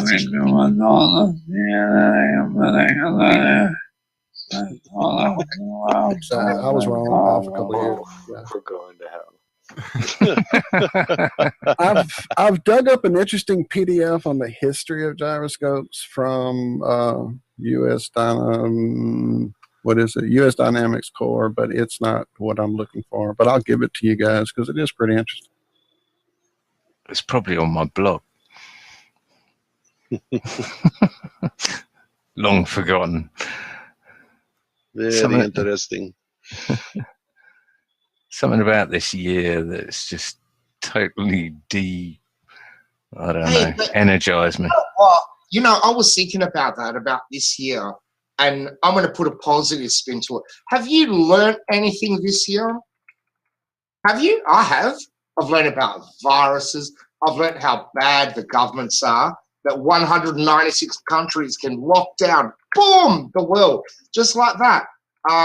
Proving the New World Order. Come on. Mm-hmm. I've felt a lot of vindication this year for everything I've been saying for 2 decades. I've felt vindicated. Exactly. We learn about exosomes. We learn about T cells. We've learned about virology. We've learned about the Spanish flu, which we never really thought about before, because that as part of the equation of opening our minds. What else have we learned this year, guys? We've learned not to trust our government. We'll go put that always. If you're going to do I learned that a long time ago. That's going to a lot of new people have learned it, and it definitely reinforced it for those of us who had our suspicions. Yes. Wow, that's beautiful, sir. New people. I reckon this has opened up the minds of so many people. It's not even funny. And that's a beautiful thing. It's like an awakening. 2012. Hollywood tried to paint 2012 as an end time prophecy, the apocalypse. But we know now, and I thought that was real back then, but now I know that apocalypse means a lifting of the veil in Greek. Apocalypse, which is, in the Bible, the last chapter, Revelation. Well, in the Greek Bible, the last chapter is called Apocalypse. Actually is. Go look it up. Get a Greek Bible. And that chapter is all about the unveiling of the mind and what's been happening. Absolutely. And we could have is it 2012 right now or 2020? Is it 1012 or 1020? Who even knows? But all we know is what's written is what we're going through, and that's freaking amazing. One thing I learned this year, Billy, that frankly does surprise me, because I thought if there was anything that was legitimate in the medical world, it was germ theory, right? Because it kind of makes sense. It's like, ooh, you get icky germs, you get sick, it's terrible and awful, and viruses, would propagate those germs, and after this year and really looking into this, I'm not 100% yet, but I'm really, really leaning towards the idea that germ theory is complete bullshit. Me too, actually. And then it made me question, because I've got 3 boys who are now, older. Like my youngest is 20, then 24, then 27. I had my first when I was 21. So, but that was the good thing about it. I was young. I was 21, 22 when I first was born. And then a few years after but they would snot on me. They would be sick all the time. I haven't had a flu since 1992. I'm not joking. Everyone in my family gets a cold. My wife will get it 4 times a year. The kids will, but I never get it. And I'll tell you why, and it's probably a bad story. So I was smoking bongs, with my friends when I was about 8. I know very well, Billy. Very we know well. about that stuff. Yeah, I know. But they were all sick. They were all sick. They all had the flu. And they're like, oh, if you do this, you're going to get sick. And I put it in my mind. I went, I will not get the flu. I will not get the flu. And I must have said it 10 times before I had it. And didn't get the flu. And I haven't had it since, man, because it's a mental thing. If you think State of Let's mind. get a flu rip instead of a flu shot. You heard it right here. I don't know. I did smoke. I didn't inhale it, by the way. I blew it out. It is psychosomatic. I think it's the incredible strength of placebos that we've seen. Test the vaccine against a placebo. They've never done it. They never will. Maybe in our new normal, which I'm looking at in a positive way, this is going to be the real normal, what life should have been like.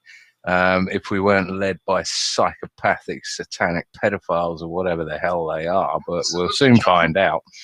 But it's psychosomatic, and I've been researching health for about 20 years as well, and I sort of woke up. It was all after about 9/11, but I came across the virus myth years and years ago, which is why the sort of question I put to our resident pharmacist was, what is a virus? How have we seen it? Has it ever been shown to be pathogenic? And the answer is absolutely no way. Absolutely, man. And you brought up the placebo effect, and we all know that the placebo commonly used. Have you heard of the nocebo effect? Nocebo. Look that up. So it's the antithesis of that, and you can literally make yourself sick through the nocebo effect. So you tell which yourself, is what they're doing to us right now. which is what they're doing. Absolutely, man. Yeah, they're like hypochondriac level. I was bad when my kids were young. Like if there was an escalator and the handrail was like, don't touch that. Don't. But I knew, I'd cough into my arm. I was very germophobic, protective of what I do, which is probably why I never got a cold anyway. But, now we're going to be, kids won't be kissing their grandmothers, and, where they've taken this is like really inhumane, right? And they love it. That's what they're trying to do. It's dark. It's dark, and it's the mask thing as well that is. I read somewhere yesterday. I've got to say this now because it's a bit weird. That the latest trend in porn movies is not showing anyone's face. Anyone else read that? Really? No. I've watched my first porn around 13 or 14, maybe. Do they make porn with people's face in it? I think that was a 70s thing. I don't know. Oh, that's funny. You've got to laugh, don't you? But that is weird, man. So that is the next trend. So no face involved. And you've got your VR goggles now, haven't you? And they're bringing them into schools, and everything is to hide the face, the facial expressions, or you can't talk to anyone now. You're not allowed to sing. You can't. I mean, it's dehumanization across the board, is what I'm saying. Absolutely. And did you see that piece of equipment that apparently you can connect to your phone and you can kiss someone virtually, and it senses their signal in the phone? Like you're kissing a phone. It was like in Big Bang Theory. There was actually an episode where they did that. So what they put there, they're going to bring out try and bring out and stupefy people even more, man. I don't even know. I'm worried. I'm worried. They're going to bring a whole new meaning to the term facial, right? Oh, nope. You're right, Bob. You're right. Never mind. They do make porn with faces in it. So who wants to bring up elections? Go on, tell me what's happening in America, because I'm in Australia and we want to know. Like, we can't even go news. Like, there's nothing.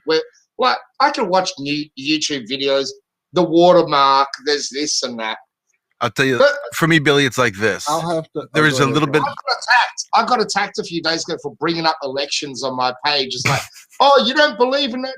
But you know, hey, Biden, no, I'm not gonna, you know, not gonna endorse that man ever, right? Ever. Trump.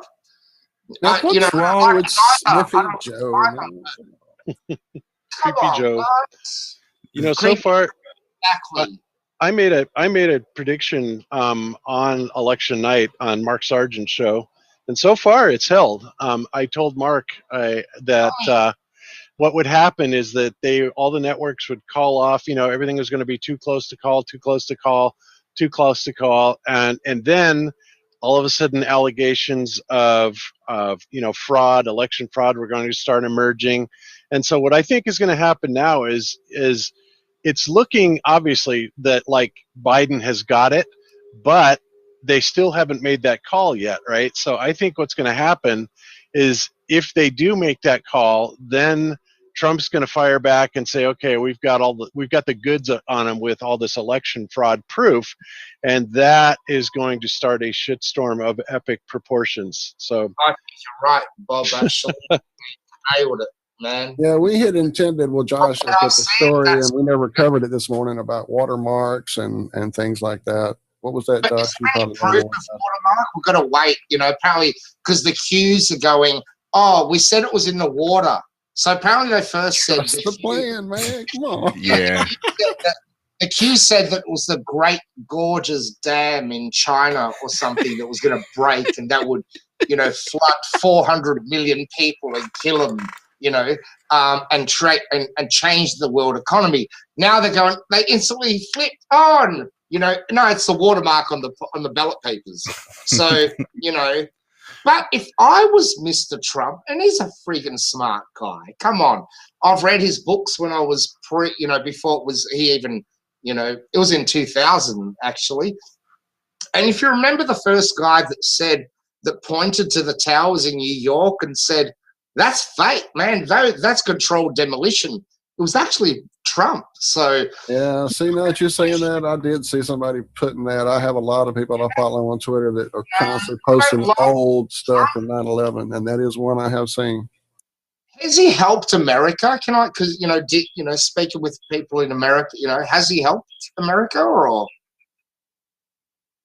You're asking the wrong person here. Truly, Yeah. Bob is speaking more about it than I would, dude. I try to keep myself so unplugged from that machine because I watch it destroy Yeah. people. I think Intrigued. We're suffering anxiety here. I know people that are like, we don't get this info. So sorry, Yeah. Bob, please. No, please, gonna say- absolutely. I think that you know, Trump has definitely done some good things. You know, he's kept peace in places that, you know, normally would be war ridden, and I think a lot of any accomplishes that he has made has been largely buried by this media blitzkrieg to absolutely demonize him in every way, shape, and form. Now, I'm not saying that this isn't all part of the script, because obviously deep down inside I know it's all part of a script, you know, but there are times, honestly, when it seems like there are two different factions that are fighting for control here. The battle is real, you know. Yeah, me too. I think so too. Some people would say that battle's been going on quite a while. At I least agree. at Helm, if not earlier, you know. I've been researching conspiracy theories since 1996, right? So I'm no newie, and you know, I hate it. They made me hate Trump. So here I am. He helped me write business plans. I read his books with the early like 2000. He wrote a brilliant book actually called. While you're looking, Billy, I've noticed they did a job on Australia big time. Or every relative that we've spoken to of my wife's is Trump is absolute dog shit. He is complete and utter joke. He did, and this was what we're getting from every Australian we know pretty much.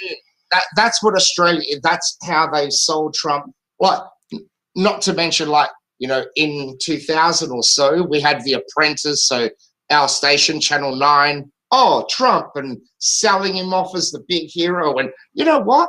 It was so good because I reckon he sparked an entrepreneurial push in our country. Just that guy alone, that show. So that was well before he was going to decide to become for president. And then guess what made me hate him? When they said, oh, he said, oh, I could grab any woman by the pussy. And I hated him from that. I'm a married man. It's like, I'm not grabbing my woman by there, you know what I mean? Did he say that? Yeah, he said it. And again, I'm like Bob. We all know it's part of the script. And it wasn't any woman. It was about the particular women that were there. There was a particular class of women at this party. It's funny how we get so triggered over a comment now. But if you watch the first Crocodile Dundee, where Paul Hogan went to that pub and he grabs the guy just to check, you know, if you tried to pull that movie off now, you'd have the leftists like going, "Don't do that! You can't do that." Yeah? So think about what we have gone through, and we've gone through this culture. What do they call it? Whatever these new terms are now that you can't even. Can you say politically correct? Whatever. The cancel culture. Just righteous indignation. I mean, I'm with Austin. Whitsitt gets it on this, and think he's a puppet, but I don't know. It's hopium. I like to be addicted to hopium, but I will see. You have to. You've got to smoke some hopium occasionally. I heard from a friend of mine the other day that there was an NBA Finals and that there's a new NBA championship. I wouldn't have known had I not talked to this particular friend. It had absolutely zero bearing on my life for all intents and purposes. And for me, that's a lot what the presidential election's like. I mean, derps are going to derp no matter what you're going to do. So no matter what puppets are putting out other puppets to put out other puppets to dance and play in the marionettes in front of us, it really, I don't care. Even if one puppet cuts the strings of the other and stands triumphantly over on its chest, and this is the winning puppet. I mean, some bitch ain't my puppet. I don't give a shit. The problem is the one puppet happens to reach over and pull the puppet off the hand of the other puppet. There's a sock puppet. Oh no! I mean, it's a fucking show, dude. But the problem is, it may be a show, but whoever wins in the softball finals or whatever is not going to affect your life. These utter cretins that keep voting until they come to my front door. Yes, John, they're not affecting my life. You know what? I'm making more money now than I did 4 years ago. Door, I'll be affecting their lives. Everyone sort of goes on about voting, because that's what I posted. Oh, go Trump! I said, last thing we want is Biden or Joe, child sniffer or whatever I said. And I got attacked on that. It's like, oh, you don't seriously vote, do you?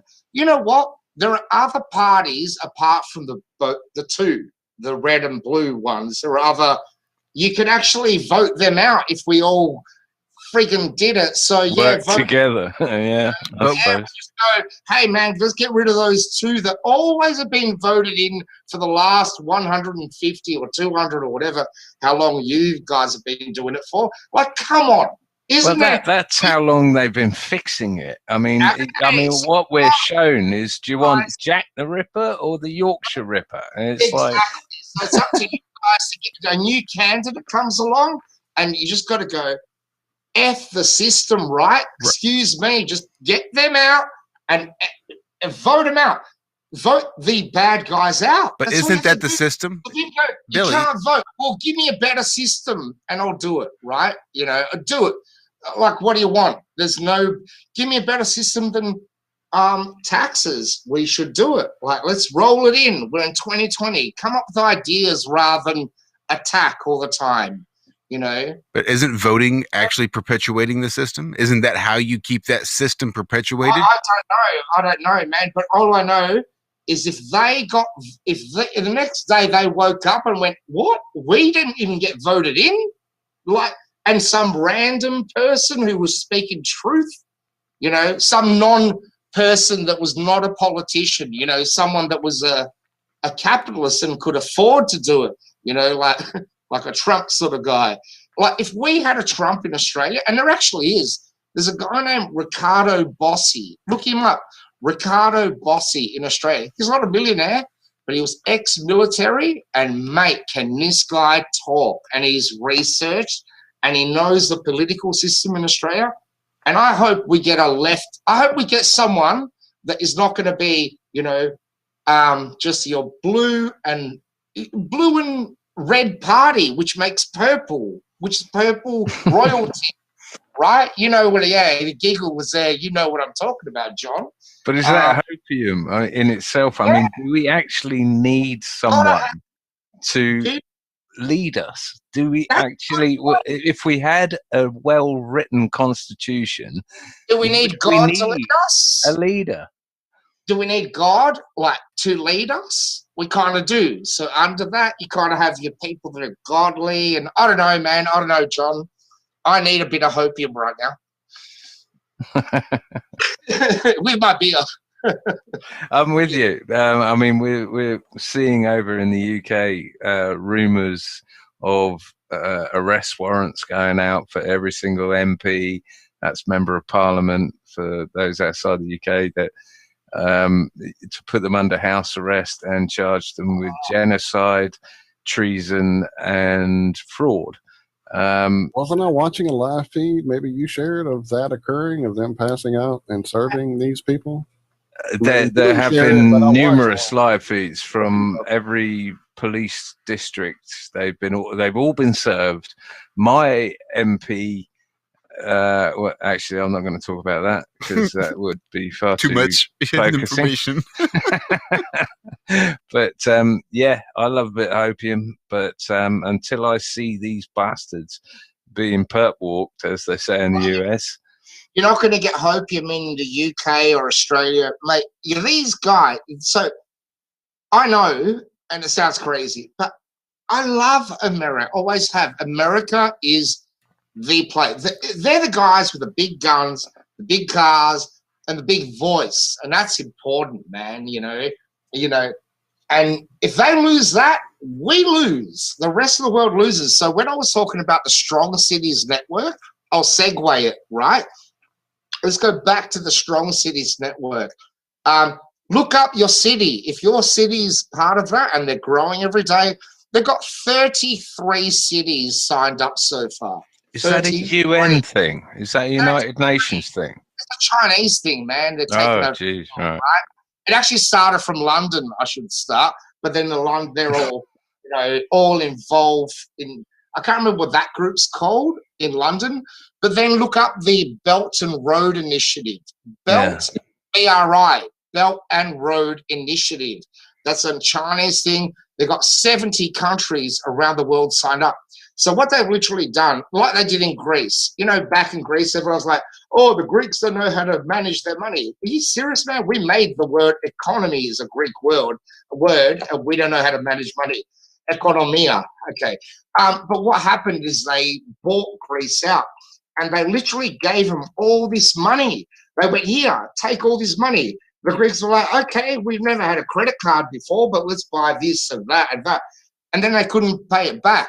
Part of the deal of getting that money was, if you don't pay it back, we're going to take over your roads, your rail, your ports, everything. And that's why Greece is in disarray. This is a classic case. You can do that to Greece. You can, the birthplace of democracy. Then it was what the Chinese did, and they went and took it over through all their funding. I'm sorry, John, please. No, I was just going to say, have you read Confessions of an Economic Hitman? Oh, I've heard about it. Yeah, I haven't read it, but I've... That is amazing. Isn't it? It is. I mean, it literally spells out exactly what we see in every country Everywhere. we're seeing. Yeah. And it's quite effective too. And of course it would be. You know? And it was the Belarus president that came out this week, I think, saying that he was offered bribes by the International Monetary Fund to enforce lockdown. So if anyone in any country on this earth doesn't think that their piss poor, spineless leaders aren't being bribed to enforce lockdown after lockdown and stricter measures after stricter measures, then you're frankly, sadly naive. And John, yep.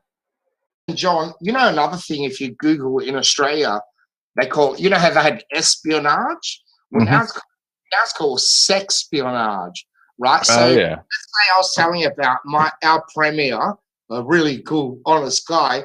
He goes to China and he has a night out on the piss, and who knows what they drink. And before you know it, he's sleeping with who knows who and how old they are. And then that's called sexpionage. And now they've got you forever. And you know that. We all know that, right? You know, no one here on this panel listening would not know that that's how they did the Epstein thing. Hugh Hefner running Nicole Kidman's father. Nicole Kidman's father, and it's been going on for so long. So and now they're trying to derail that whole thing, I think, with this whole frickin' Barat movie, send up Giuliani scene, making it this big thing that now it's going to kind of, I think, try to defuse some of it, actually.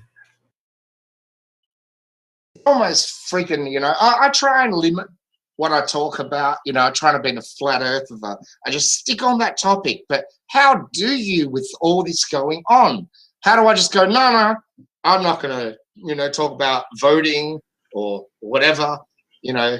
Yeah, I mean, flat Earth's big. Flat Earth is the icing on the cake. But it's nature big. Yeah, more than. If you can understand flat Earth, then you can understand how every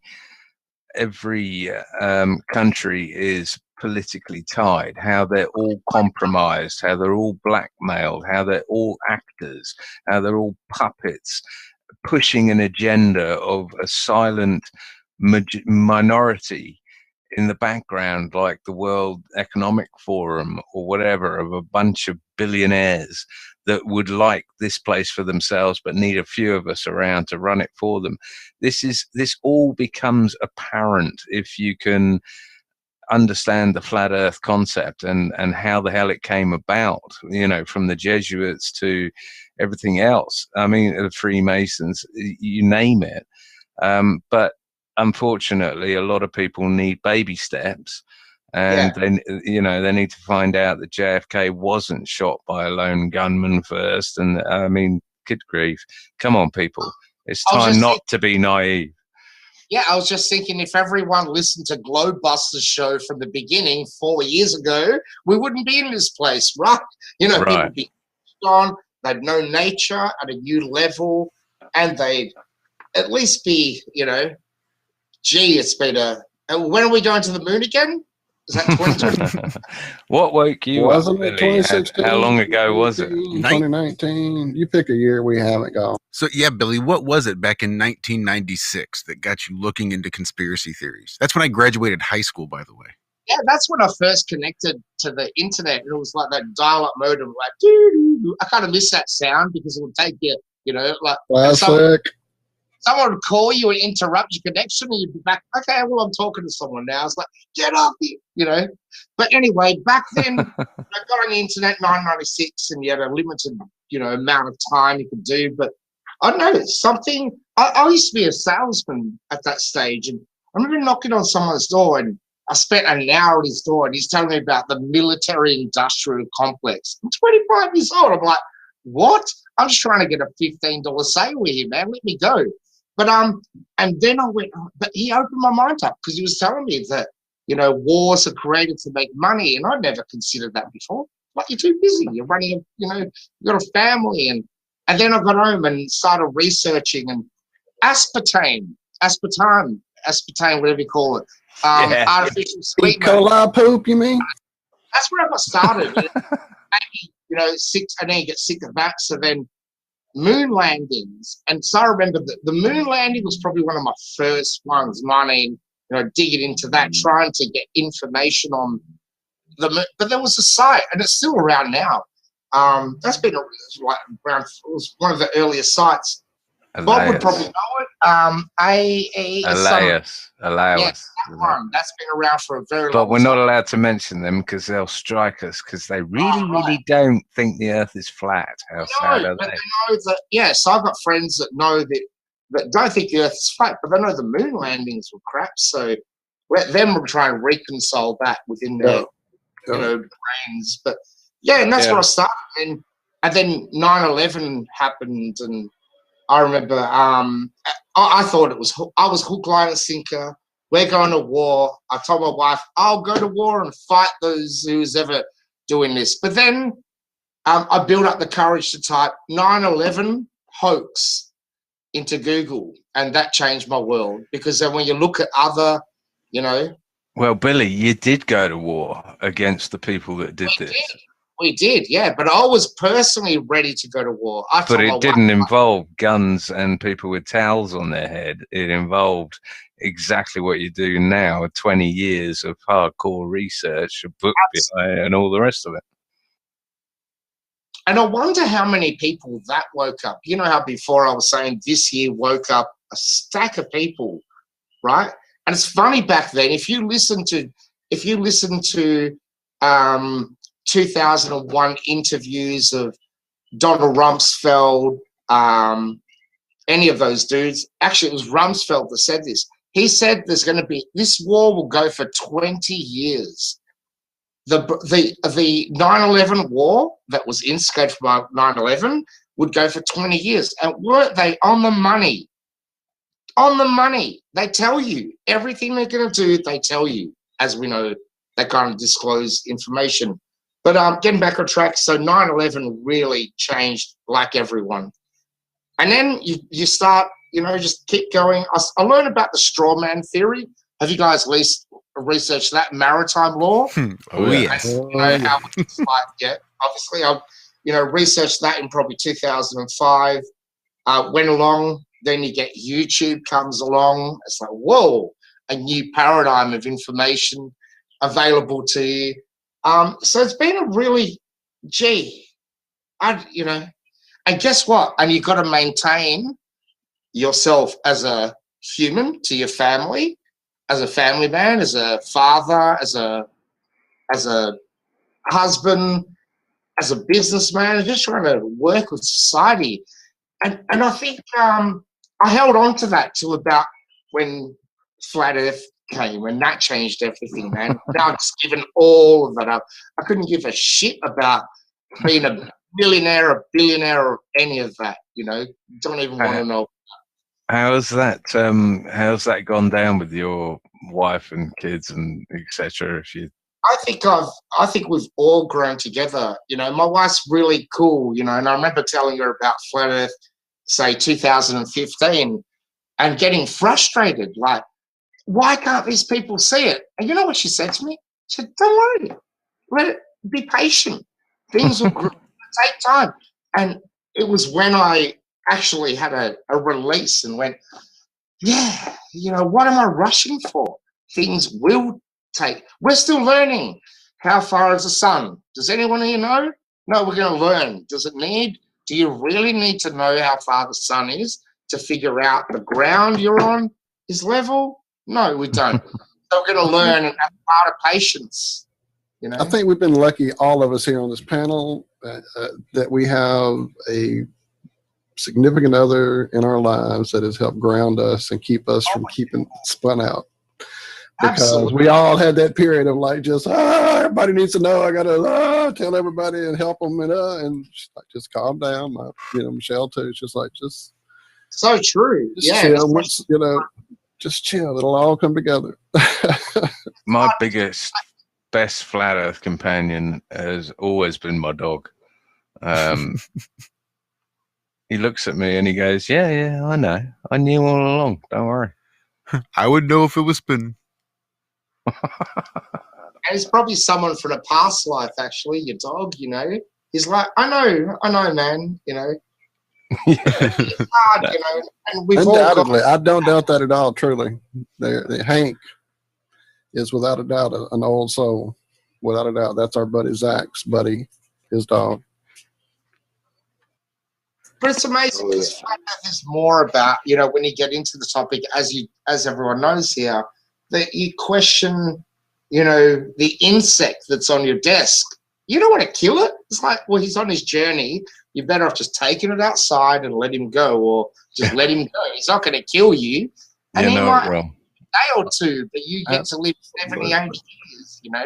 I've become absolutely expert at herding flies out the door now. It's so much easier than smacking them against the wall and having to clear up their bloody You splat. helped me, John, teaching me how to get the spiders out of here without killing them. So thank you for that. Yeah, and that's a big thing, even to respect every creature on Earth, you know.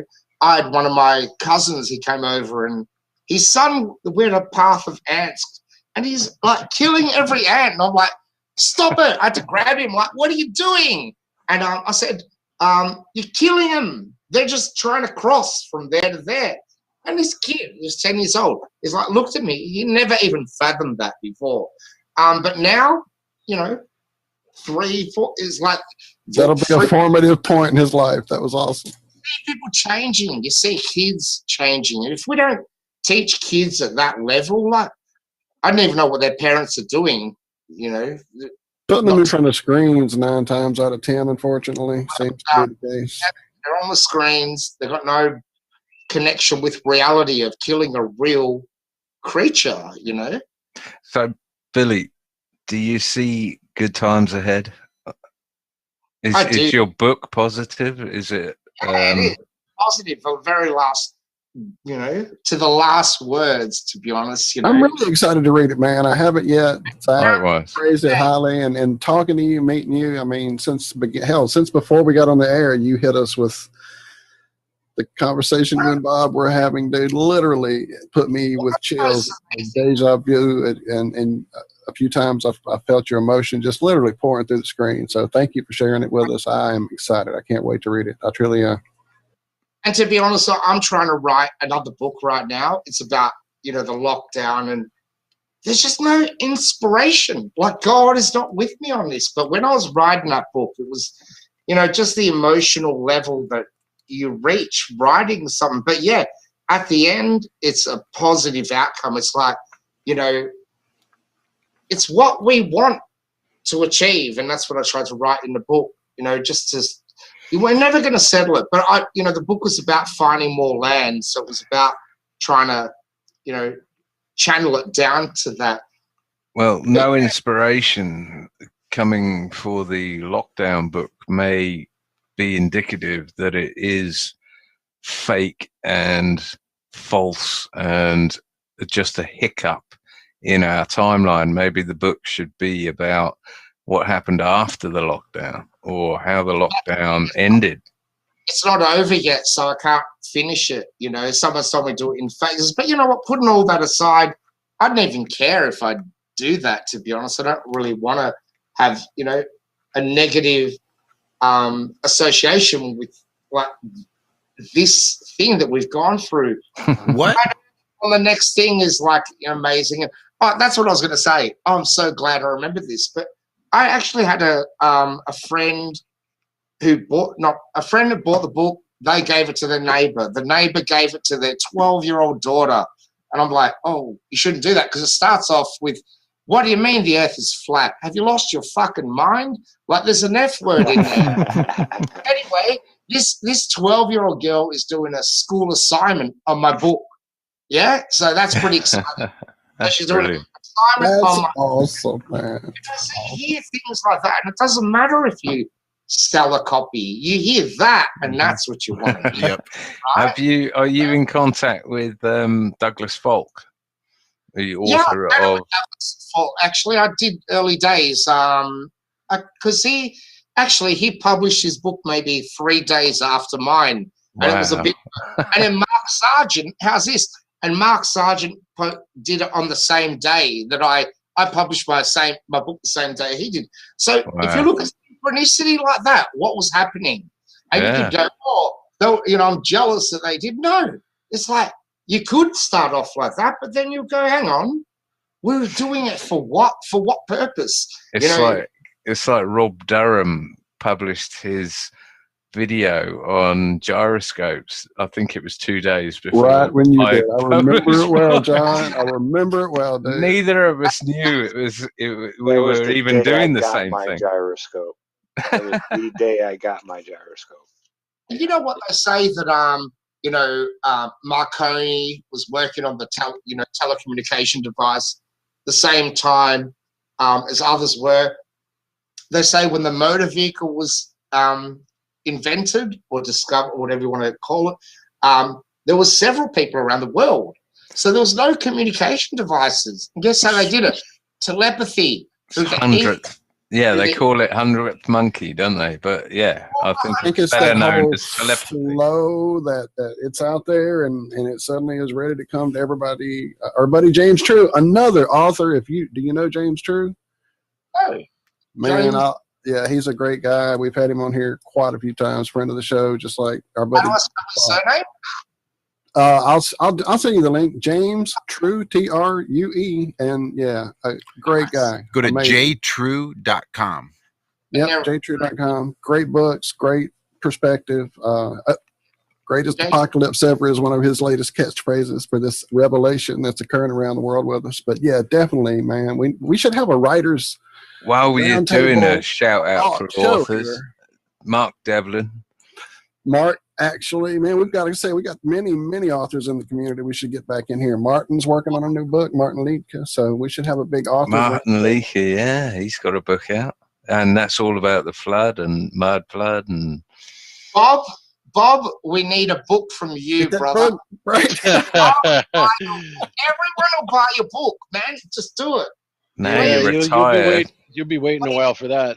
It'll be the memoirs in about 20, 30 years when he's hitting 80. Oh, this is how I proved the rotation of the Earth. Nodell papers. That's right. Einstein is my bitch. Shitbag.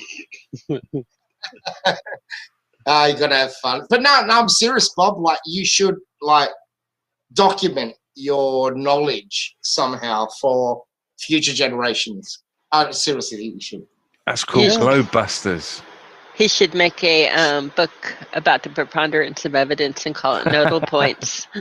Yes, I love the name. I love the name of that, actually, Cami.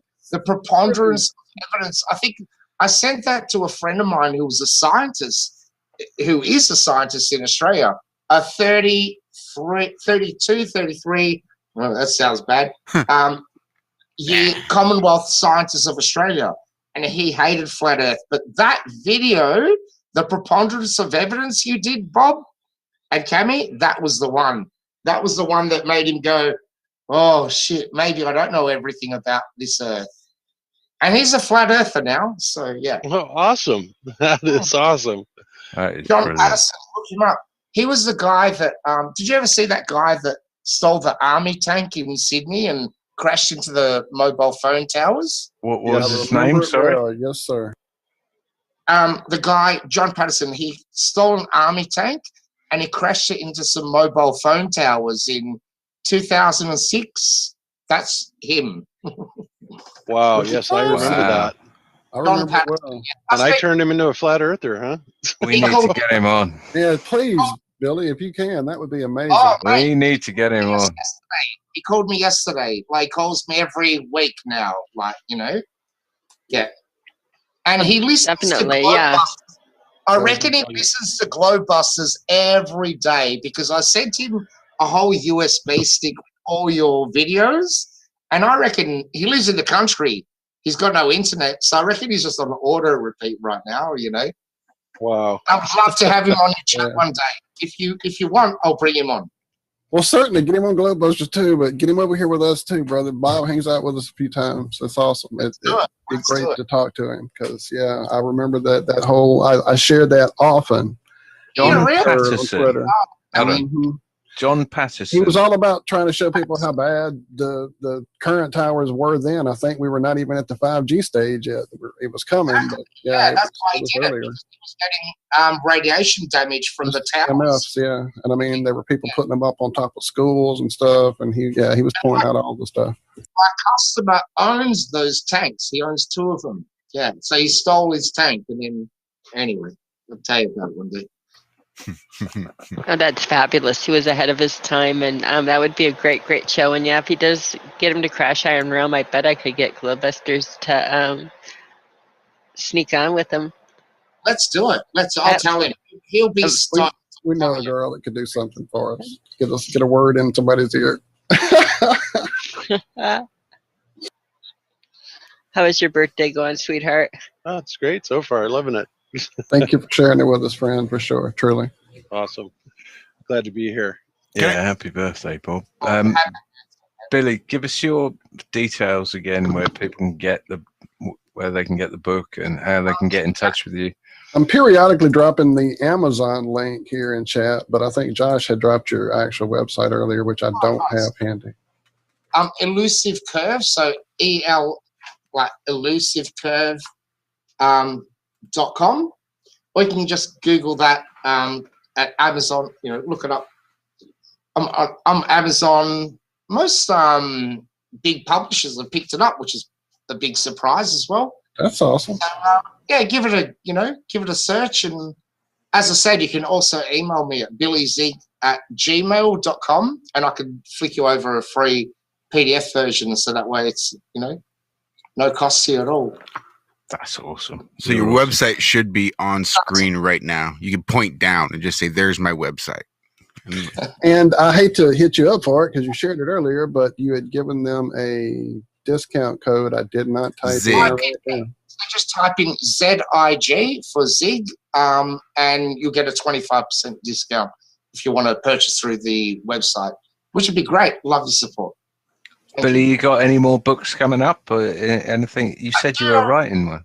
Yeah, I'm actually got about 5 books on the go, so never do that. Crikey. I'm actually writing a sequel to my book, so it's what happens to Max after, and it's like pretty feisty again from day one, from page 1. Actually, it's like I throw people into the deep end, and that's what I like to do. I don't know why. In what I'm writing, and it's funny. Like the first book, I'm not going to tell you where it is, but there's like a dream sequence. Those movies where you're watching and you go, "What the fuck's happening now?" And you go, and then later you go, "Oh, that was a dream." And there's a dream sequence, so that one is probably one of my best 2 chapters that I wrote in the book. Like, but yeah, now I'm working on a few different novels and a children's book as well. Because I want people to think, and that one's brilliant. Think at the fundamental level, like why? Those questions, like you have children that go, but why? But why? Those ones are critical. Because if you lie at that point, it's a lie. We shouldn't be lying to children. To spin it off in a weird direction, that was what I was listening to Ironworks this morning with Josh, Walt, and Zach, and they were talking about lying, Father Christmas, and lying to your kids and everything. And I thought that was so. What you were saying, Josh, about knowing that at some point your child's going to realize it's a lie and then look at you in an entirely different way and say, why didn't you tell me? I trusted you. And when you tell your child that Santa Claus doesn't exist, then you are portrayed as Jack the Ripper, the arch enemy of everything, when in reality you're just not lying to your kids. It doesn't mean that Christmas doesn't have to be special and magical and everything else, but it doesn't mean that you have to lie to your kids and tell them that some fat man comes down the chimney and these freaking green elves you were talking about. If anyone hasn't listened to this morning's Ironworks with Josh Bolton, Curra, and Zach, then go listen to it this morning, because it's the only reason I was on the show tonight was the love that came out of the show this morning. So I thank you for that, you guys. Thank you, sir. That's amazing praise. Thank you. Thank you. And I'll shut up now and piss off. There was quite a bit of love there.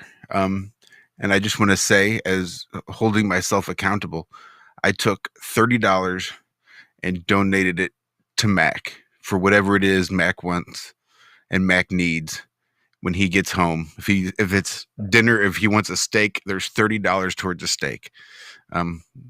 We were when I hit it, it was like at $88. So that'd be a real nice dinner. Doesn't matter what he spends it on. And then I took the other 20 and sent it for Sue. And I know that Baldini had pretty much already covered Sue. So that's $20 for Baldini to go get a nice chicken dinner. I don't know. You're probably not going to get a bunch of a steak dinner for $20, but again, it's $20 to help cover the cost of what you had to pay for Sue, because that's how we build this community, is through supporting each other. So the fact that you can do it and take it upon yourself to be able to support her all at once, I want to help people at least alleviate a little bit of that load as best that I can. I'll make sure we get links back up there. I know we've got them from the show this morning, but both of those. I'll drop the Mac link there in chat again, and I'll put it in the description here. It should be in the show from this morning, which is linked, I believe, in the show description. I'm not sure. It'll all be there, though, damn it. It will be there, I promise. But I'm sure pretty sure Baldini's is still open. His is just kind of... Yeah, earlier he was filling us in earlier in chat, but I've gone in and out now to put Billy's books link, and you had already put the website there in the show description. So we got you covered there, Billy, but I've gone too far now to go back up and see the details. I know, as you say, he did take care of Sue. So Sue, sending you lots of love. Thank you so much. And earlier, our friend, I just saw it again, that flat fellow, dropping a nice super chat to us. Love every stream. Thanks for all the work you all do. Thank you, that flat fellow. We love you, brother. Appreciate it. That fat flat. Yeah, it was a little mouthful there. Well, can I say, Billy, it's been an absolute pleasure meeting you.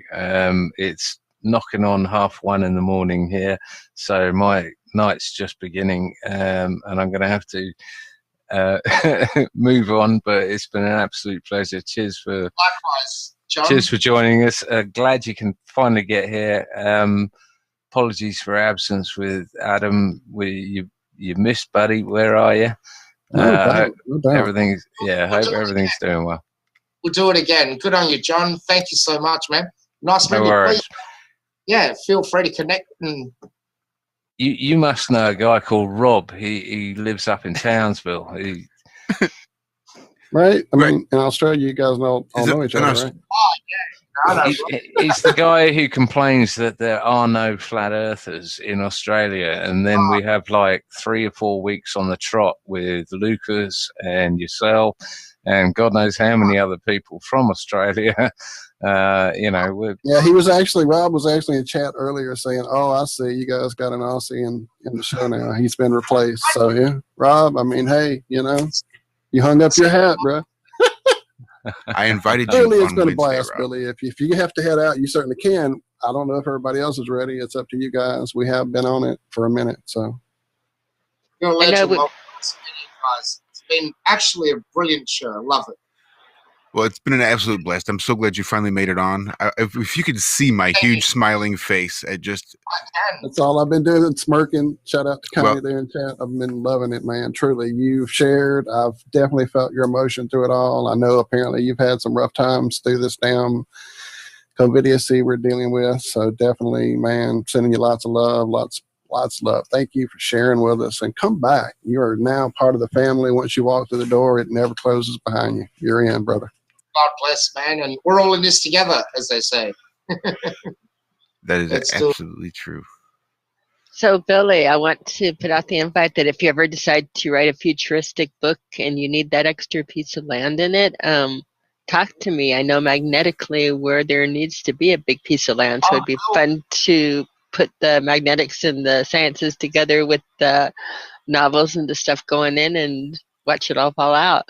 Let's do that, Cammy, because I know I've seen some of the stuff and you've mapping things out, and I reckon that's where my book needs to sort of go, like helping people. Because the first book was about, hey, here's an idea how you could find more land without risking any life. We don't want to, risk life doing this. I'm not going to go out to the Antarctica, and I don't imagine anyone else would as well. But if we can do it, and then if we do it risk-free, and then have some certainty behind where we're going, that's a big thing. Yeah, if we had a map and knew exactly where we were looking to land, it would be helpful. It would be very helpful. Wouldn't it? But yeah, I'd love play with that on a novel, or again, working it in towards our reality. But we know it's got to be there because magnetic patterns don't just stop. They can, they come to a closure on it. And so looking at the patterns of it, we know where there's got to be a big piece of land. And isn't it now amazing that we're now learning about magnetism more as well? Like, with all these things were solved and sorted and everyone worked it out. Now we're like, we're re-looking at the compass, at the basics of a compass, right? Where we thought our teachers sorted that out when we were at school. So now it's quite where we're going, and with your work, Cammy, because I've seen how I don't even know how you do that. Like, I'm serious. I don't even know how you try and work out that. But it's, I know you've got some good people that you've brought in, and that is a big effort in itself. Well, it's fun doing it. I really enjoy doing it. It's the most mysterious puzzle of all times, and so any little piece or any little place, thing that you get to fit, it's fun. It's almost like you hear a bell ring. That's so true, what you just said as well. It's fun doing it because it's got to be fun. Yeah, we all love what we're doing. Yeah. And what you were talking about earlier, you were talking about like everything you studied or compelled to, and Bob was too, but Prussian, unintended consequences, likes to talk about that, but it's almost do you find that you were compelled to study the pieces that you need now, like when you're wondering, like, why am I so compelled to study all of this stuff? Do you find now that it's like all of these pieces pop in there and it's like, oh, that's why I know with me, it's like, that's why I was obsessed with space weather, or that's why I was obsessed with the BZ index or whatever. But yeah, that feeling. And I'm sure coming together in the books, yeah. You're right. That feeling is amazing. And I kind of feel sorry for the people that don't go through that in a way. Like, they just watch Netflix and they just are lost now. They think that and they order Uber Eats and they think they're safe. They're at home, and they don't question anything more. And that's sad. Actually. It's very sad. It must be just like a hum all the time. It's all I can figure. It's just this calm, warm, comforting home that they're just pleased to be in, because otherwise, what else could it be? Don't get it. Just don't get it. I don't get it either. And they trust they put in everyone else and the media. Like, they have destroyed. If I want to blame anyone, I blame the media. Those ones on, I'm sure in America you've got Anderson, what's his name? All those people that are just there and people have known them for years on end and they trust them. So anything they say, they landed on an asteroid. It's worth $1 trillion bazillion. Did you see the nonsense video they put out? Oh, that was a classic. My family call me now. They go, Dad, come and look at this. Like we were arguing 3 years ago. Like, Dad was crazy, and now they're calling me. Now they're sharing it. That's awesome. That's funny, actually. Oh, that is the best. Isn't that the best, Cammy? Yeah, that is the best. When they finally, and I think Elon Musk helped. When they put the car in space. I had so many friends that day go, okay, Bill, you're not friggin' crazy. They are crazy for even trying that, and then it opened them up to becoming, and now they're flat earthers. So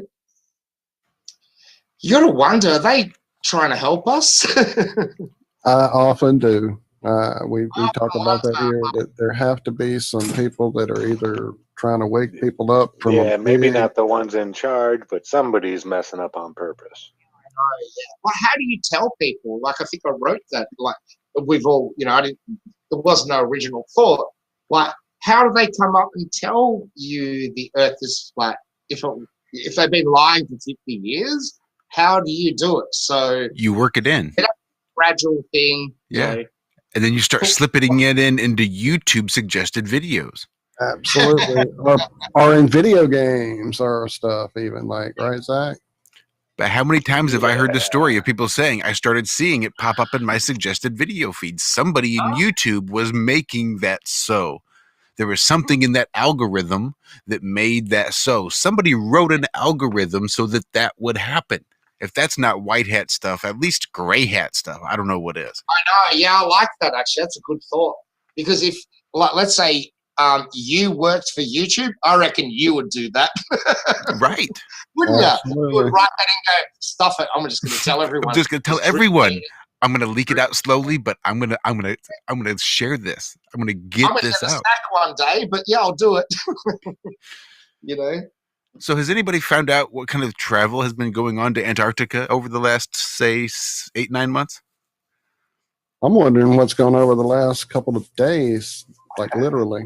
I mean, last 4 years ago, Kerry was there the day of the election. So who went this time? Well, it's probably pretty limited with the travel restrictions and the masks, and I'm sure that Antarctica's probably got some even more restrictions than before because of disease and pandemics and travel to there for scientific purposes and trying to keep the environment pristine. So I'm just wondering, were there plans for people to go to Antarctica that are now having to be canceled because this is going on? Or are they still allowing people to go and truck around out in the snow?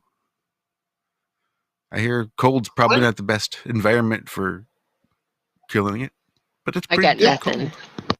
Yeah, nothing. COVID-19 is a great curveball because, like, everyone's just not even looking at Antarctica or, real experimentation anymore. And what if there could be a very good reason for them to not only want to not make you look there, but they have to lock it down for some reason. And this is all part, what if all of this was in an effort to keep people from just going south? That's interesting. We just got to lock it all down. Fuck it. Well, I can't say nope, no more going to Antarctica. Fuck it, we lock it all down. Just got dropped back in to let you know. My sister-in-law went to Antarctica in January this year. Usual malarkey, land on a splurge of ice and walk around a bit and come back. But yeah, she went to Antarctica this year. But I have just heard that didn't China sign up for some to extend the Antarctic, whatever it is, sea? You're not allowed to go there by something like 56 billion quadrillion miles. They just signed up to that, and that was hailed as amazing that you weren't allowed to go somewhere on Earth. Yay, brilliant. When was that? That was very recent, wasn't it? Recently, yeah, very recently. Last couple of weeks.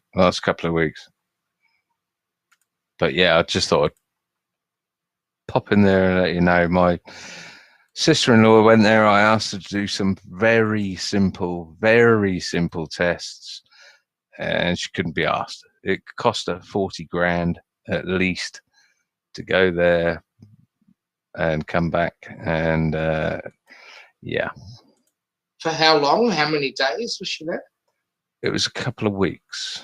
Okay. It was on a cruise. And all I asked her to do was to take a photo of the sun every hour for 24 hours. That's what I was going to ask. That's all I asked her to do, but that was too hilarious. Yeah, and nothing was done.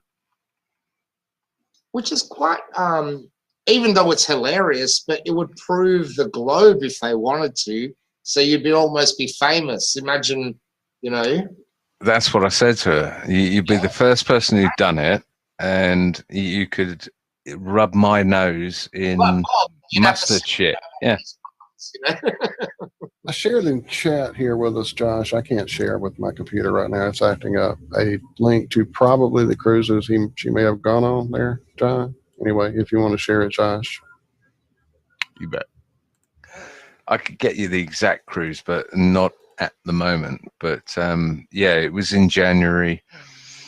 I found this trying to find out if any celebrities had gone to Antarctica this year, and this is what popped up when I searched celebrities in Antarctica. This is what popped up. This cruise is something you can do up till right now. Apparently, you can book it and go hang out with the dolphins on the little ice float. Wow. You can cruise on a iceberg. Mm-hmm. Cool. I have unusual thoughts, but I'm going to put them out there just because of all of the different work I've done with smoke and mirrors, I guess. But for those that say that, like when you sat there and said it would, if she could do it and take 24 hours or something, it could prove the globe. I totally disagree with that. The more I look at this sky, the more, again, if the firmament is a fault of looking glass, it would function as a natural hologram emitter. And if you're working with a sky that's really of mirrors, and that different things are possible. So I would say that what you see in the sky would be in no way could ever prove what's happening on the ground. I agree. Yeah, I agree. And so the statements that like seeing the 24-hour sun would shut it down, I 100% disagree with that. If you can make water agree. stick to a spinning ball, but the fact that they haven't been able to show us that the I agree sun with, that it's for strange that they 24 haven't. hours is strange. Yeah. That is strange and suspect. That's totally strange and suspect. But I always, and again, I can. I wouldn't say it proved a globe Earth or a flat Earth or anything along those lines. It's just more. It's part of the more abundance of weird. evidence that it's strange that they have not been able to come up with that when it would be such a. Whereas millions of people have done this in the north. Right, and you have cameras and research bases all over the place there. I mean, you're not asking a very hard thing there. So you're right, it is strange that we don't have any of that footage. But again, if the sun did appear and even get, if by some bizarre thing, something came out and you're able to call it legitimate. I'd be surprised, but I wouldn't call it. But would be enough to call it. Yeah, but it wouldn't be conclusive because, correct. Quite frankly, if we're living under a cup and personal atmospheric dome and all the rest of it, we literally have no idea what's going on. But the fact that they've never shown us that is quite a preponderance for me. That I will 100% agree with. Yeah, and have you guys seen that CIA document that was it was done in 1952, I think it was, but then later approved by the CIA. I've just shared the link, right? But if you scroll through that, and it talks about how light scatters in the sky, and they literally, I think, I'm pretty sure Globebusters discovered this before, but they talk about the firmament and how light or the sun can reflect off the firmament and, can create all sorts of effects, including, the noble gases that appear in, so many different brilliant colors through the night sometimes, or at dusk when the sun is setting. So yeah, I've just shared that document, but if you check that out, so I don't know what page, I think it's page 23, where they literally talk about a flat Earth. They mention flat Earth and firmament in on the one page. So have you seen that, Cami? I have not at all. This is new to me too, y'all. This is awesome. I've seen it. I covered it. on a covered that. Globebusters That's as cool. part of my series on proving that the firmament was real. That was part of the evidence. Oh, am I getting busted? No, we have that. We had that. There Busted, are there are several government documents that mention the firmament and how they're studying it, as well as, of course, sprites and elves, and how we have absolutely. certain atmospheric effects that are Right. incredibly anomalous taking place at 100 kilometers or 62 miles, which is where I believe the bottom of the firmament is.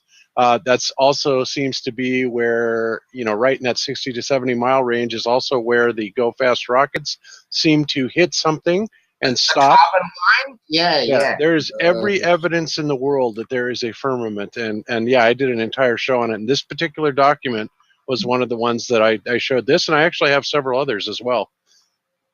Yeah, I remember you sharing that.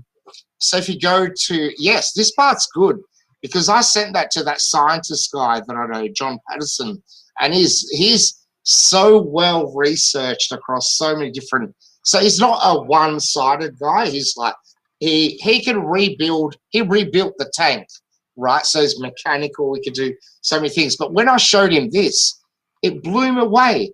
And even your video, actually, Bob, or your research, when I said to him, well, you could measure that the Earth is spinning, but have you ever thought about maybe the sky is spinning? And he went, oh my God, you know what I mean? Because he's the smartest guy I know, but he never even considered it before. Figure that out, right? But neither did I, and neither did you. So this is new, and it's quite, Yeah. Well, I mean, as you have certain people like Nathan Oakley's crew are always fond about talking about, you can't have air pressure next to a vacuum without the antecedent of a container, right? Well, that is the fact. We do have a container. It's called the firmament, and there's a ton of evidence for it. And hey, Bob, have you ever heard the crazy notion that they could attach things on the firmament, and that's how satellites work? Or I have. I tend to believe that they are bouncing signals off of it, because, in fact, they even admit it to a certain degree. They talk about signals bouncing off the ionosphere. troposcatter. Yeah, but there's troposcatter, which is at around 62 miles, which takes place, and it's like, okay, so why is it that sprites and elves terminate at 62 miles? Why do rockets seem to terminate at 62 miles? Why is troposcatter taking place at 62 miles? Brilliant. What's going on with that, right? That's magic, sir. That's magic. What a coincidence. Oh, everything, the coincidence series would have a field day over that one. Well, it just has to, right? Yeah. Well, that's why I just threw it in a big bucket with all the other evidence, and another preponderance of evidence, because the firmament is there. There's no doubt about it in my mind, and I think I provided lots of evidence for it on multiple shows. I agree. I just don't know if it's a ceiling or if it's a dome. Well, I'm not positive of that either. But as far as it being there, it's there.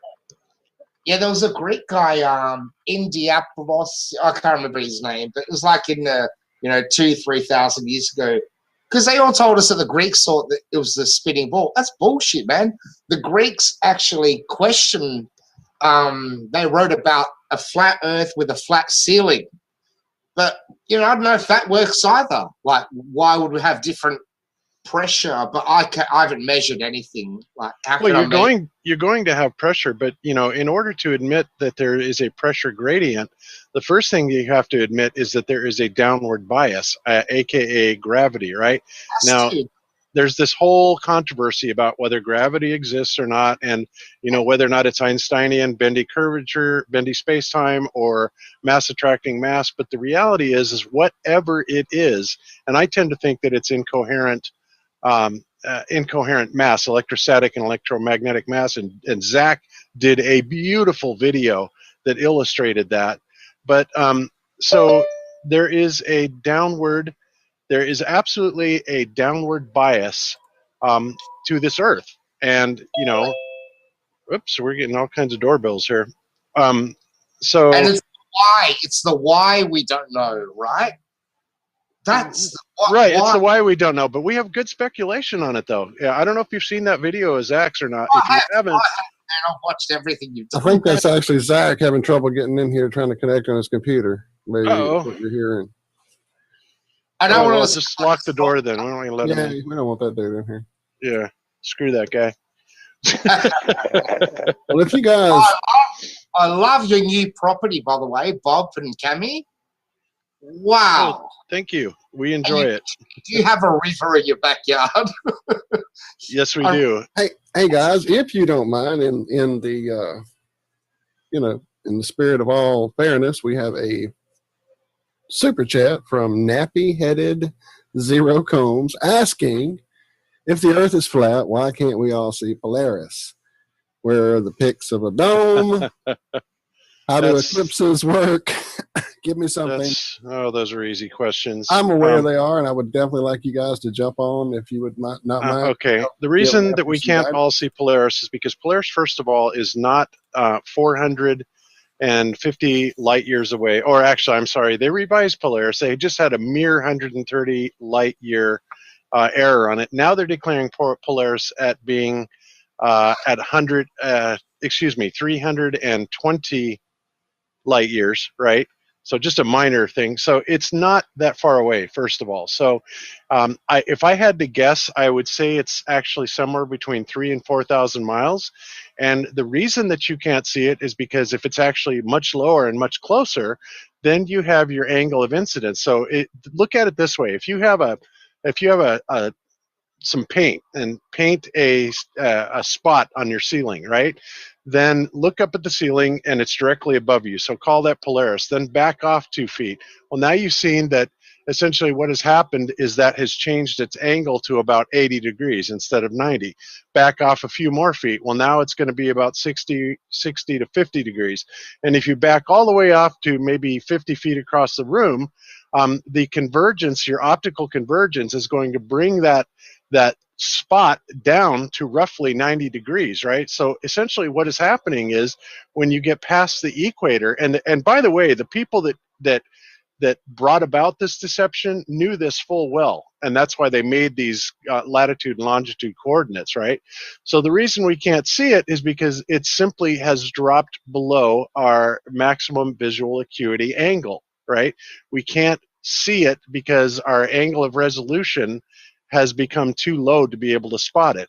That's why you've got to get out of the ball Earth paradigm of thinking of things. The sun, of course, people ask a similar question. Well, if the Earth was flat, then how come it's not daytime all over Earth? Well, because, again, the sun is not 93 million miles away, because if it was, then we would have daytime all day long on a flat Earth. But because it's close and local, what you're doing is take a flashlight and hold it over the floor, right? And draw a big circle on the floor, and then take your flashlight and go around the floor.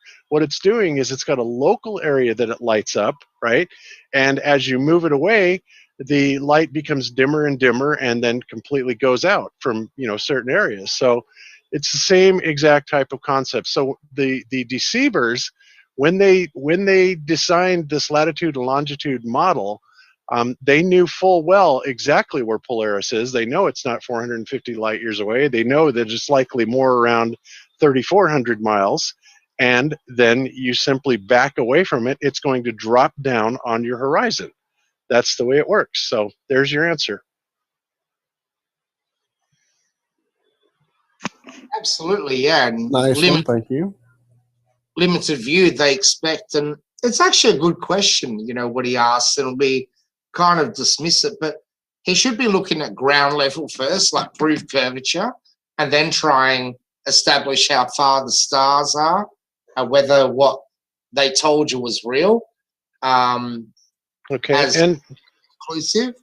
Yeah, there's also, he asked a couple other questions too. Let me continue on.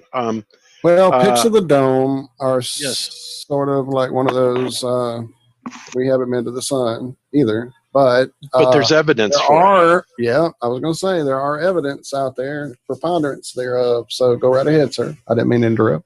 Oh, no problem. Yeah, the evidence for a dome is, like I was talking about earlier, sprites and elves seem to terminate, they discharge going up.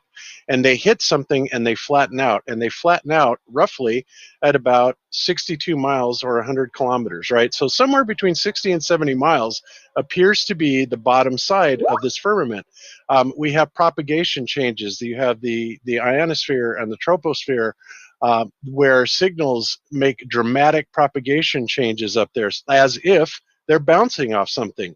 You also have the evidence from University of Colorado and Massachusetts Institute of Technology, who came right out and blatantly wrote an article and said there is a Star Trek type shield up there. Now, they had the altitude at a much, much higher elevation, but you have to understand they always get the scale wrong. But regardless, they're saying that it's like an absolute sheet of glass. There's something solid up there. And this is from MIT, right? I love that. And there's also a wall at the edge of space if you want to go into their bullshit models that they're slowly but surely introducing into the. Sorry to interrupt you, Bob, but you know that glass-like shield? I remember reading that because I was a big space head. I didn't like Star Trek and all that. I used to just love the heliocentric model. And I remember in the year 2012 or 13, there was an article that said scientists have discovered a glass shield. It bamboozled me, but now that I connect the dots, right, with what you just said, this shield and it's this dome. Anyway, continue on. I love what you're doing. Okay. So yeah, I mean, there is a lot of evidence, and like I said, I've done shows on this. You guys can still hear me, yes? Yep. Okay, good. Absolutely. So I've done several shows on this, about the firmament and the enormous amount of evidence. And one of those things was just like the document that Billy just shared. There are several government documents that talk about the firmament, how it has certain light dispersal characteristics, right? So you have the government talking about it. You have sprites, you have elves, you have RF propagation, you have universities that are saying straight up there is something up there that is rock solid glass. And I'm going to pull this up and drop it in the chat here in just a second. But I mean, and it goes on and on and on and on. So when people say, where's the evidence? It's like, my answer is, you're kidding, right? There's a ton of evidence for that firmament. And there are actual photographs in which you can actually see it. Absolutely. So WikiLeaks from Antarctica, I believe, have some that are pretty persuasive. Absolutely. And then you've got the Venezuelan and Peruvian newspapers that were talking about Admiral Byrd when he took his flight expeditions down there for, what was it, high jump or whatever. They were hitting, they thought at that time, because these planes were running into a glass wall or something that was rock solid, and they were convinced at that point in time that the Nazis had actually perfected their shield technology, right? I mean, they literally wrote about this, but what they were running into clearly was the dome, right?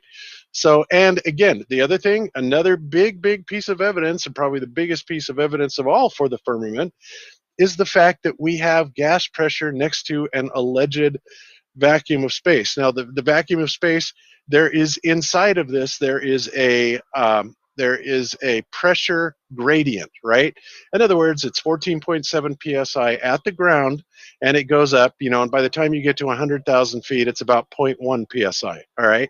So there's a pressure gradient, but when you compare that pressure gradient to a 10 to the negative 17th torr, at however high above that, it literally would blow the atmosphere off into space. So there you have one of the biggest proofs and evidences for a firmament there is. So, I mean, there is a shit ton of evidence for the firmament. I like I said, I could do a whole show on it, and I have. So there you go. And I'm going to post that document here in just a second. Awesome. I was actually trying to dig up the pictures, but I've got too many folders full of photographs. I'll find it and put it in here somewhere. So, Zach, was that from Dan's video? No. No, but you did find evidence of it. Yeah. This is from some guy that made a video calling me the dumbest man to ever live on this planet. Nice. Yeah, you can see right here, the dumbest man to ever live on this planet. PBS, online, Stephen Hawking's universe, flat Earth universe. and it doesn't say much about it. Not so much a theory of the universe as a simple picture of the planet we call home. The flat Earth model proposed that the Earth's surface was level, and that's it. That's all they say about him talking about. And this is Stephen Hawking's model right here, like a petri dish of water with land poking out the top. That the Earth's surface was level. Well, that's what we're trying to say. Yeah, and it says, oh, but we know because ships go over the curve and Aristotle and blah, blah, blah. But this is the only picture I can find of it now, is in this guy's video. Wow, and it was on PBS. That's where I had originally seen it. Right. Never seen it. Okay, so I just posted in the chat multiple times that particular article, and let's go to it and actually read some of it. So if you scroll down a bit, oops, you got to love some of this verbiage that they use. Good choice of words. Yeah. Yeah, I mean it really is. But yeah, they talk. Oh, well, here's the article. I mean, the whole damn thing is talking about this absolutely seeming like absolute solid shield that's up there, and MIT backed this up, and then several other universities came out and said the exact same thing. Well, damn, if this thing is up there and it's rock solid, like it's, you know, a solid piece of shielding, how the hell did the Apollo missions ever get up through it? Well, they didn't. And of course, that's another piece of evidence. We know that the Apollo missions were a complete fraud. They didn't go anywhere, and the reason they didn't go anywhere is because they can't. So it says right at the very beginning, a team led by the University of Colorado has discovered an invisible shield some 7,200 miles above the Earth that blocks so-called killer electrons, which whip around, blah, blah, blah, blah, blah. All right, the barrier to the particle motion was discovered in the Van Allen radiation belts. But where is the part where they actually talk about it being like a solid glass? Yeah, where is it? It's almost like these electrons are running into a glass wall in space. I remember reading this before I was a flat earther, so it was like I used to wonder, like, wow. But I never pieced it together. I never went, well, how did they go to the moon? Well, I knew they didn't go to the moon anyway, so. But it never resonated that they would lie about where we live. You never. But when you connect the dots, the truth comes out. Beautiful. Yeah. It's actually amazing. Yeah, it's 7,200 miles, maybe, but I tend to think it's much closer, between 3,000 and 4,000 miles, because, and the reason I say that is because biblically, if you look at the firmament, how it's defined, it seems to be like a cavern. You have a lower enclosure, then you have the sun and the moon within the cavern itself of the firmament, and then you have an upper enclosure, right, separating the waters from above from below, etc., right? Well, if you triangulate, now get this, guys, this is absolutely astounding. If you were to take a light source, okay, and let's just call it the sun, right? Okay, so, and you were to look at the light source and say, okay, how high does it have to be to project a light half the circumference of the world, right? In other words, 6,200 miles in one direction, 6,200 making basically 12,500 miles, right? Or half the circumference. How high does it have to be? Well, the answer to that is it has to be 3,415.9 miles, right? Up. Now, that's very interesting because 3,415.9 miles equates to 180,360.00 feet. And you do that distance to the horizon thing, and there it has it. So now, we're talking about basically 3,415. Wait. We're talking about 3,415.9 miles. Now, if you do a moon triangulation, you take two people in the United States or anywhere else that you want to do this triangulation from. In fact, Red's Rhetoric, the big Glober guy, did it with his friend Turkey Cat, where Reds was in Florida, I believe, or maybe he was in California, and his friend Turkey Cat was in California. And so they did a basic Pythagorean triangulation, and they did the math, triangulated on it. And there's one thing that they do differently, for triangulating the moon than we would as flat earthers, and that is add in the parallax for the supposed curvature of the Earth. Well, so if you do all the math, then it comes out on the triangulation that the moon is 234,000 miles away, just like NASA says it is. But if you do not put that parallax figure in and you simply assume the Earth is flat, then the moon triangulates at, guess how high? 3,415.9 miles, right? Now that is astounding that math actually works out that way, right? I don't care who you are, that's incredible. So That's cool. Sorry yeah, to interrupt you before. I no actually worries. didn't say 3,004. I thought you went 3.142, like the number of pi. And No, I it's thought, very close to pi. It's instead of being 314159, it's all right, 3415.9. But I realize, yeah. But that number, like I said, the interesting thing about that number is it breaks down precisely to 180,360,00 feet, is 3415.9 miles, and is precisely the distance, the height needed to project a light precisely half the circumference of the Earth. And they could refer Precisely. to that, couldn't they? They Yeah. could refer, yeah, couldn't they? Of course they did, but the fact that it works out that way, the odds of that happening by sheer coincidence are impossible. What that tells us is that this place was intelligently designed Absolutely. with a specific geometry that was built into it. And the elites are big on numerology and numbers and stuff like this, and you find coincidences like this, and I'm sorry, they're not freaking coincidences. This stuff is beyond belief. And man, you nailed it right there. When you said that they want us to think it's a coincidence, but this was created with so much precision. Like, people ask, why do things fall down? Well, which way do you want it to fall? Like in a game, Mark Sargent brings it up in gaming environment, or even if you were God, or Dodeka Theon, 12 gods in Greek. Dodeka Theon. I don't reckon there was one God. There must have been multiple gods, right, to create this perfection on earth. And they reckon that if you're drowning in the ocean and you go, oh God, help me, he won't help you, because you've got to ask the right God. You've got to ask Poseidon. He's the god of the ocean. Or if you want help with fire, you better ask Zeus. Yeah? The lightning bolt. So, and this precision that you brought up, this perfection, hey, that's what they are hiding at the end of the day.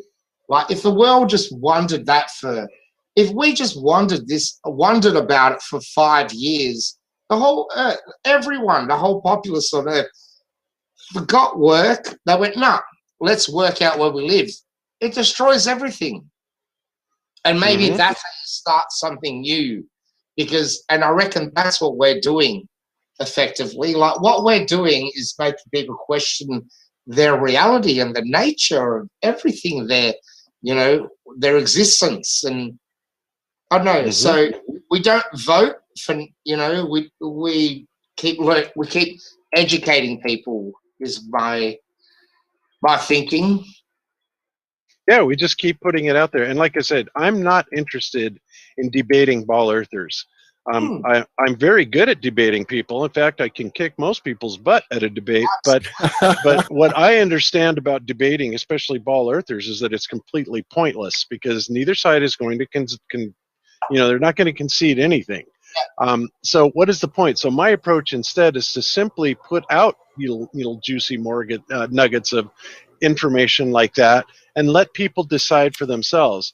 And as I made the plea a couple weeks ago on Globebusters, it's like, you know what, guys, if you're a creator, do not let the trolls take over your channel. All it does is takes away from the message. People get discouraged. They get, because the trolls come on there, they want to, call you stupid. They want to, make it seem like you are less intelligent, right? And the fact is most flat earthers, from my experience, are far more intelligent than your average ball earther, right? And the ball earthers, of course, are going to laugh their ass off at that, right? But the reality is I think we all know that's true.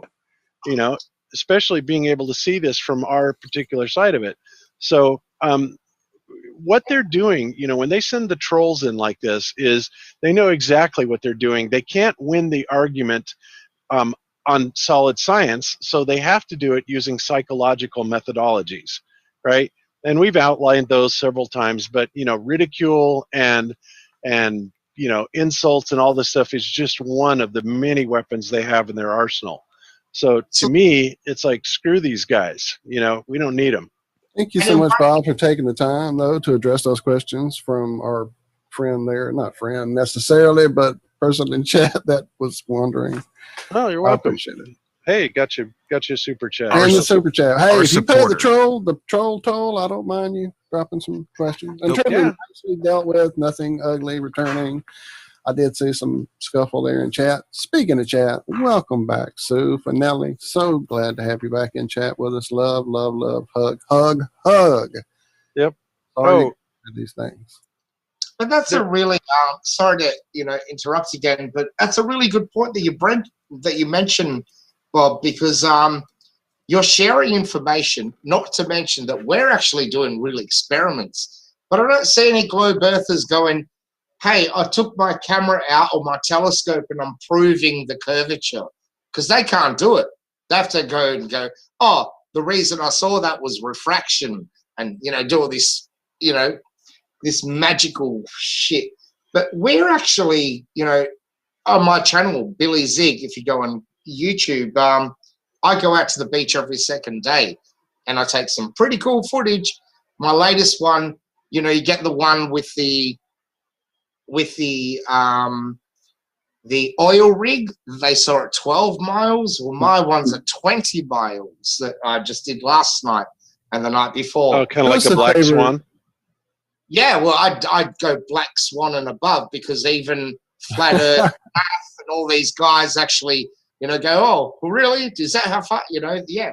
So hey, it's so hard to get anybody's channel these days on YouTube. Drop it here in our chat, and it's taken me about 5 years to get to 850 subscribers or whatever. I do it naturally, experiment, and then I get a lot of people in Melbourne that go, "Wow, I never wondered whether the water is level over, Port Phillip Bay, which is one of the largest bays in the world." Look it up. It's 70 k's that way, 90 k's that way. So you're talking a really large bay, which is flat, and water is level, as we know. Is it still 1,000 subs to get up to a live stream, people? I'm not even sure. No, you can live stream with any amount of people, just not from a mobile device. Oh, okay. All right. So we need to get Billy up to 1,000 then. But you know what? If you use something like StreamYard, you can bypass that also. You don't even need that. Nice. So there's ways around it. So that, that old tired thing, you don't have to rely on YouTube and your 1,000 subs for mobile anymore. Just use a StreamYard device, and then you're fine. Like I said, Billy, drop it here in our chat on the call, and I'll get it in the chat for everybody and put it in our show description. That's good to know, because I want to get out there and just show people real live stuff, which my point was the Globers never do. They never do experiment. No, they don't. They just troll. They just troll. Just troll. And actually, I recognize that particular screen name. There was multiple comments left in Globebusters by this person, and I think I deleted them all because they were not nice. And but like I said, you ask nice and we'll respond. But you come in acting like your shit don't stink and you think you're smarter than we are, then I'm just gonna delete it. I will not delete. I will not deal with anybody like that. Period. I do the same, Bob. Actually, like they'll waste. Like it looks like it took them 10 minutes to write a comment. I was like, "See you later," because you're an asshole. They're rude. Yeah, don't come at me with. They start off with, "Oh, you stupid flat earther," and then they keep going. It's like, is that where you started the conversation? Well, yeah, no. Yeah, and then it's like prove it to me. It's like they want a personal audience where they want like we have the time to sit here and prove it to them. Right, and they just want to argue about it. It's like, what? We've done shows, millions and millions and millions of views for 6 years now There is so much information in there. Get off your butt and do some research. And then once you actually understand the most basics of questions, then come in and ask some questions. But frankly, asking why we can't see Polaris is such a 101 question. It's ridiculous. Where are the pics of the dome? Another 101.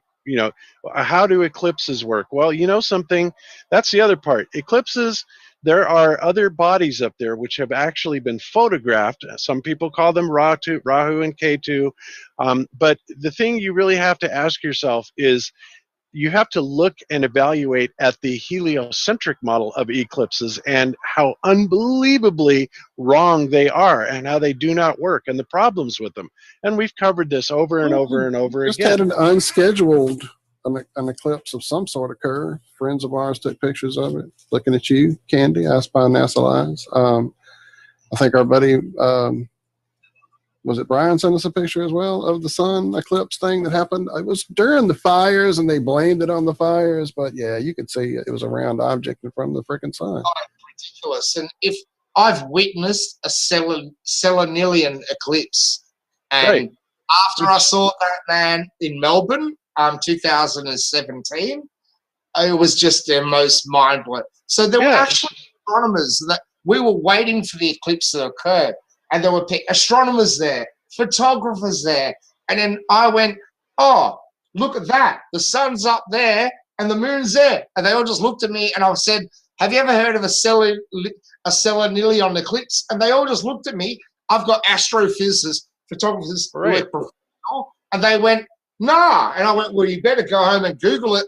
And they ran off within 10 minutes because I was educating everyone around me going, you shouldn't be seeing that. You shouldn't be doing that. And they were so embarrassed they didn't even know the word. Right. Although they tried to attack me first. And what is their excuse? Oh, it's refraction. Yeah, refraction that literally pulls it hundreds of miles above the atmosphere. I mean, it's utterly ridiculous. And the other thing that globers don't seem to understand is they say, well, all the math works, all the eclipses, all these predictions work, based on the globe model. It's like, no, wrong. All of the eclipses are based on what's called the Soros cycle. Okay, and the Soros cycle was observed for millennia, right? And it's simply because of the fact that the skies reset every single year, which, by the way, is something that should never happen if you are traveling, billions of miles every year across the universe. No. But the skies reset every single year, right? And it's a matter of observation. That is how we have determined, how eclipses work. It has nothing to do with the heliocentric model. And in fact, the mainstream will try and tell you that, oh yeah, we've known that it was a globe for over 2,000 years from Aristophanes. And of course, we've ripped that completely apart. The globes didn't even exist until 1492, right? Only for 500 years. And people are completely brainwashed. They've been completely lied to, and they buy all of it. It makes me crazy. Sorry, okay, I'm going to get off my soapbox. Bob O. Rant. Yes, love it. Birthday rant. You need it, brother. That's right. So, but yeah, that's why we do this. That's why we do what we do. And I really can't stand people that come in demanding answers to 101 questions when they've clearly done zero research. That just really torques me off. Well, again, thank you for You're very welcome. Time for our buddy Nappy. Yep. And you know what? It's like 20 after 9 here, so I'm probably going to bow out of here. You bow out of here. Man, thank you again for the time, and thank you for, as I said, sharing your time there on chat. You're always welcome. Truly, happy birthday, friend. I'm glad you shared it with us. I think they just wanted to torque you off a little bit there, Bob. And you're so right about all the, everything. I don't know if there's any one person I've learnt more from than you, Bob, and even you're saying about the Soros cycles, just all of this. Anyway, happy birthday. I bet you Cami has got your nice cake waiting for you. Yeah, she's going to make me a German chocolate cake, which is my favorite. Oh, that's a good call, Bob. I'm right there with you. That is awesome. Good on you, Cami, as well. Yep. Okay, guys. Go get you some rest too, Cami. I know you're recovering from the con flu there, so love you so much, lady. Love you, Bob. Y'all take care. Love right. you guys. Yep. Happy Friday night, Saturday morning. Peace out. Love you, Peace out. Kimmy. Good night, everyone. Okay. Bye-bye. Billy, thank you so much for sharing your time with us again. I've put all the links there in the chat, in the show description. If Thank you so much. It's been when you such have some time, you let us know, come hang out, friend. And like I said, We do a thing in the truly- morning over here where it might be beat your me. afternoon or evening. Yeah. work out to my time, to be honest. There we go. Yeah. I'm so, We can have a I've nice been up drinking morning show and with Billy now- Zig. We'll get you about 6 or 7 beers in and have a good conversation with you. hell yeah. I'm about 6 or 7 in by now. Nice. Thank you, Oh, friend. God bless, man. Love yous. I'm gonna love yous and leave yous. And Josh, Walt, John, and Zach. That's it. Nailed it. Let's do it again. Let's do it again. Please do. Absolutely. Thank you. That's better than John does. Cheers, gentlemen. All Thanks the so much, best. Billy. And thank you for having Take me care, on. Billy. Thank All the you, best, brother. guys. That was an Bye-bye. absolute pleasure. Likewise. Bye-bye. What an awesome Really? guy. I know how to get. Yeah, it's a red button somewhere down to the bottom right. That's it. I can boot All right, you. brother. Take care of yourself. I'm out of here. Bye-bye. Epic Friday all the way around. My goodness. There was something really kind of weird there. I don't know. I've, again, been in contact with Billy for several months. This was our third attempt at actually trying to get him on a Good Friday night show. But there was something, the minute he clicked that camera on, there was something really familiar about Billy. And I couldn't quite put my finger on it. And I just kind of sat in that energy, even after you all had this huge deja vu moment. The whole time, I'm just sitting in that kind of deja vu boundary, just kind of floating here thinking, why is this energy so weird? Why is this so weird? There's just something really strange about this whole show. I don't know what it was with Billy, but there was some weird energy for me, and apparently for you too. That was weird. I don't know. Thought I'd put that out there. I'm so glad we finally got him on. Me too. Absolutely. That was awesome. And to think, we thought we'd be out of here in 35 minutes. We did, didn't we? We said it. Yep. So, and Bob said it as well, that our sometimes best shows are the ones we don't plan at all. And it turned out that the plan we had was even better than we thought. So truly, again, thank you so much, Billy. Come back anytime. As I said, once you've been in the house, the door's never locked. So come on in again. And Bob, truly, man, happy birthday, you old fuck. Enjoy it. Love you. Cammie, thank you. Love you. John Savage, I know you're lurking there somewhere. You lurking. So, Zach, why don't you remind everybody about what's happening here next Friday night? Next Friday, we're going to have a guy on, Izzo22. Dom, he goes by.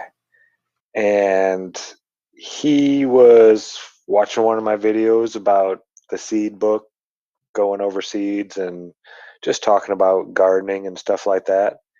And he got inspired, went out and bought the book, went and built a greenhouse and started gardening. This was like middle of the summer, not springtime when you normally do.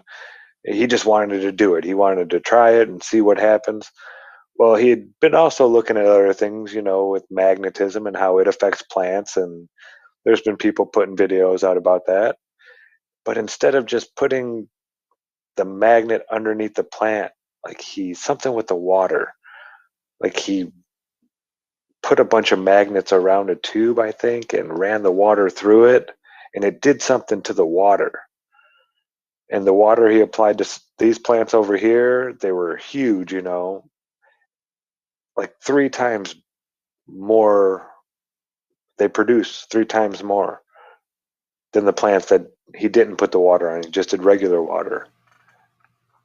That is nutty. And that's just huge. That's crazy. If it's simple stuff like that you can do to get those kind of yields and stuff like that. It's a game changer. Yeah, I It's don't know if anybody's ever tried it before. It's a massive game changer if it was That repeatable easy. and consistent. Yeah. So yeah, I'm excited to have him on and talk about it. We'll get a pre-show Wednesday, so that'll be cool. We'll get to meet him and everything, and then go over what he has, and then we'll get to share it with everybody on Friday. Well, that's going to be awesome. And speaking of Wednesday pre-shows, in our desire to sort of maybe invest a little time and energy into our Patreon account, which we've had for years and years and never done anything with, we thought maybe we'd make an attempt. So I've decided to try to put some exclusive content out there on Patreon just for that reason. So we were going through some old stuff, and John Savage sent me something, and I broke it up into 2 separate videos. The first of which can be found over there on Patreon right now for all of our patrons. It's our pre-show production meeting with Chris Van Matry when he had captured his double sun. And I saw there was some discussion in the chat about having caught the double sun and maybe getting Walt some pictures emailed to him. Please, absolutely. I gave you my email address there in chat, Grasshopper in the tent. Definitely send me those pics. I love sky pics, and I love assembling them into videos. So certainly do that. It may take a minute, but get them to me, and I'll definitely do that for sure. But yeah, that talk with Chris about capturing the sun and the setup with his equipment, man, yeah. Speaking of, we need to get Chris back over here. It's been way too long. It has been way too long. And well, because Chris was such a big fan of Crow 777s and he had just caught this footage, we thought we might be able to see if we could get Crow on with Chris there for our production meeting. So Walt makes some moves in the background, gets a hold of Jason Lindgren, who gets a hold of Crow. And the second video is the introduction of Crow and Chris and Jason and everybody, and talking about capturing the second sun and how they both did it and the different ways, and trying to figure out how to differentiate and make sure that what we're seeing is an actual object and not some sort of lens flare or some refraction from an actual sun. And just it's just a really good conversation. Apparently I bowed out of it at some point, because as I was editing, I got to the end and realized that my little icon wasn't there anymore. I have no idea when I left. So I got to hear probably quite a bit of this for the first time. I think that was like a 5-hour something or Yeah, other. it really got in depth. We all had a Pre-show. blast. Yeah. Yep. Really great. And then got with Jason and Crow, and it went probably another, hour and a half, I think, or 2, something. About an hour and a half. I got it down to about an hour and 3, so it probably wasn't even that long. It was probably closer to an hour and 15 maybe, because I really didn't cut a whole lot out. The only stuff I cut out for the patrons was just the super really boring stuff. I left in a little bit of our boring stuff because that's what a behind the scenes is supposed to be about, is just a glimpse into seeing just some of that boring stuff and how it is we actually interact with each other, which is... Was it 15 minutes of silence? No, I'm joking. You'd be surprised how much we only silence do that when we're on the air. Silence and some hemming and hawing from John Savage gets cut out. But other than that, there wasn't a whole lot to cut out. It's a really good conversation, and here's a little teaser for anybody that's considering maybe going over there and signing up. This is, if you listen closely to the video that I said December, I'm going to have a hard time keeping this under wraps because I'm really going to want people to hear this because this is a good one. But if you listen closely, Crow has a conversation, and in the background, you can hear his wife speaking. I don't know if there's anybody else that has Crow's wife recorded, but if you listen really closely, you can hear her in the background being completely unimpressed by the fact that somebody else captured a second sun the exact same way and near the same time he did. But it's in there. So just a little sneak peek, just a little teaser there for everybody. It's edited. I've got to put just a little bit more polish on there. Maybe some sort of branding on there for me, because I don't think I did much of that for the first one. But as I get the hang of actually editing, because I've said I'm going to do it and never have, so I'm actually trying to make an effort to get it done, and it's going swimmingly, I think. That being said, a big shout out to everybody who gave us super chats tonight, and to all of our patrons and our new patrons that signed up tonight. I really appreciate it. I will get that video out. I will not wait till December. I'm going to leave it on Patreon for a little bit. And then we have some listeners that have been with us for a long time that I don't feel the need that they should necessarily sign up for Patreon or whatever. So I'm going to give it to them for a little bit and let them enjoy it. And then probably come December probably is when I will release that first one that I gave to the patrons. But by then they will have already been seeing the second one with Crow and Jason and Chris and them meeting and cussing and discussing and hanging out. It's a really Christmas good present conversation. for everybody. A That'd be Christmas awesome. present, the IRM Christmas present. There you go. Because Santa Claus don't exist. So here's a present from IRM. Nice. I love it. And don't forget to hang out with us over on truthfrequencyradio.com or tfrlive.com every Tuesday and Friday morning from 4 a.m. to 6 a.m.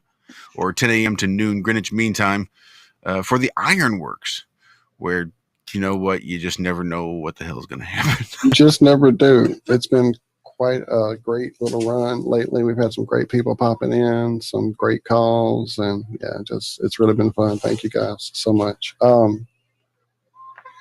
We also talked about kind of just throwing up things on the Patreon that are just things. Some old promos we don't run anymore. We had a friend of ours, Mike Springfield, that was in the mix that made a really good promo we used early on in the early days, I think, before we were even have no sphere. That might have been when we were still doing Flat Earth Friday. I don't know. But anyway, just little odds and ends and stuff. You guys have been so great to us, and as you know, just whatever we can do to throw it up there. We'll try to throw some stickers out there.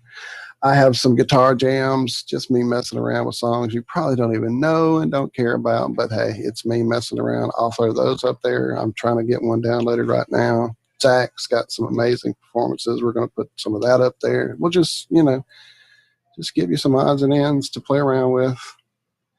If you care, if you don't, it'll be there anyway. So thank you all for the support. It's been amazing. And the super chats tonight, thank you guys as well. And speaking of those odds and ends, there are a few things in the Patreon account there too for the patrons. You can get some of our old logo ideas when we were just playing around with things that we wanted to use for the logo. Because we've been doing this for 5 years. Right. We actually, these guys are my family. We've been doing this for a good long while. And in the process, trying to come out with how we wanted to present ourselves, just playing around, trying to come up with something. So there's some of those in there. I've also included an MP4 or MP3. Actually, you can just play right directly from Patreon of Zach's cover of Little Boxes is on there too. So if you guys nice, good, you got it on. I did. Yep. Awesome. Everybody can go check that out. Check out the old artwork ideas that we were batting around before we came up with our little dome arch rocket trajectory type logo. I don't know that we came up with it. Well, it's the proverbial we. I'm being silly. But there are some great ideas that we definitely floated around with. And it's basically just sets up like a blog wall. You could probably get in there and type out a history of how we came to the logo. That would be something cool to lay down the madness of how this went down. Yeah, I don't know what's going on in the video. I was trying to put up still processing on Telegram, which is rare because Telegram usually doesn't give me any problem at all. So I did do some playing around on Teespring as well for anybody that may or may not be interested in a little bit of merch. Just some fun stuff I got to go in here. Just some basic stuff because we didn't have anything after we changed the new logo, because our original Ironworks logo was 2 guys with Walt and I, but then we included Zach into the mix and we just kept it at 2 guys. So I really wanted to change it and mix it up so it included the 3 of us. And once we got that logo done, we didn't really have any merch with all 3 logos or all 3 guys on the logo. So this is the new one that we have. I included the 3 little birds sitting up on top. Just there to remind you not to worry, because every little thing is going to be all right. And there's a few things. There's shirts. There's hoodies. I actually did spend a bit of time today going through some of this stuff. Let's see. I did the posters, the artwork. There's pillows. Here, there's real basic art. There's all sorts of little fun stuff to play with. Here's one of those. You were a busy little dude today. I was while a you were busy working little out dude there. today. If you just want to let everybody know and Thank remind you, them they need to thank you, break thank clear you, of the thank you. fear. Truly. There's the Thank back of the shirt and the front of the shirt. All kinds of cool stuff. So you can go play with and look around with and buy there at Teespring over there on our Iron Rail Media shop. It's fun stuffs. And I've asked before, and I'll ask again for anyone who would like to help us in the department of designing more female-friendly T-shirts. And, you know, we're a bunch of metalheads that used to wear concert tees. So it's a little, you know.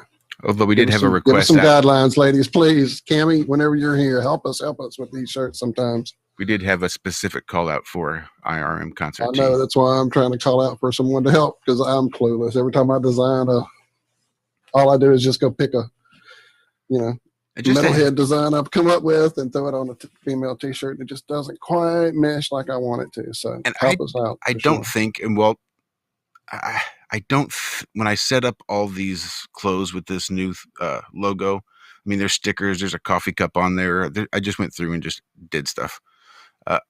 When I set it up, I don't think there's a single thing on there where we are making over $1.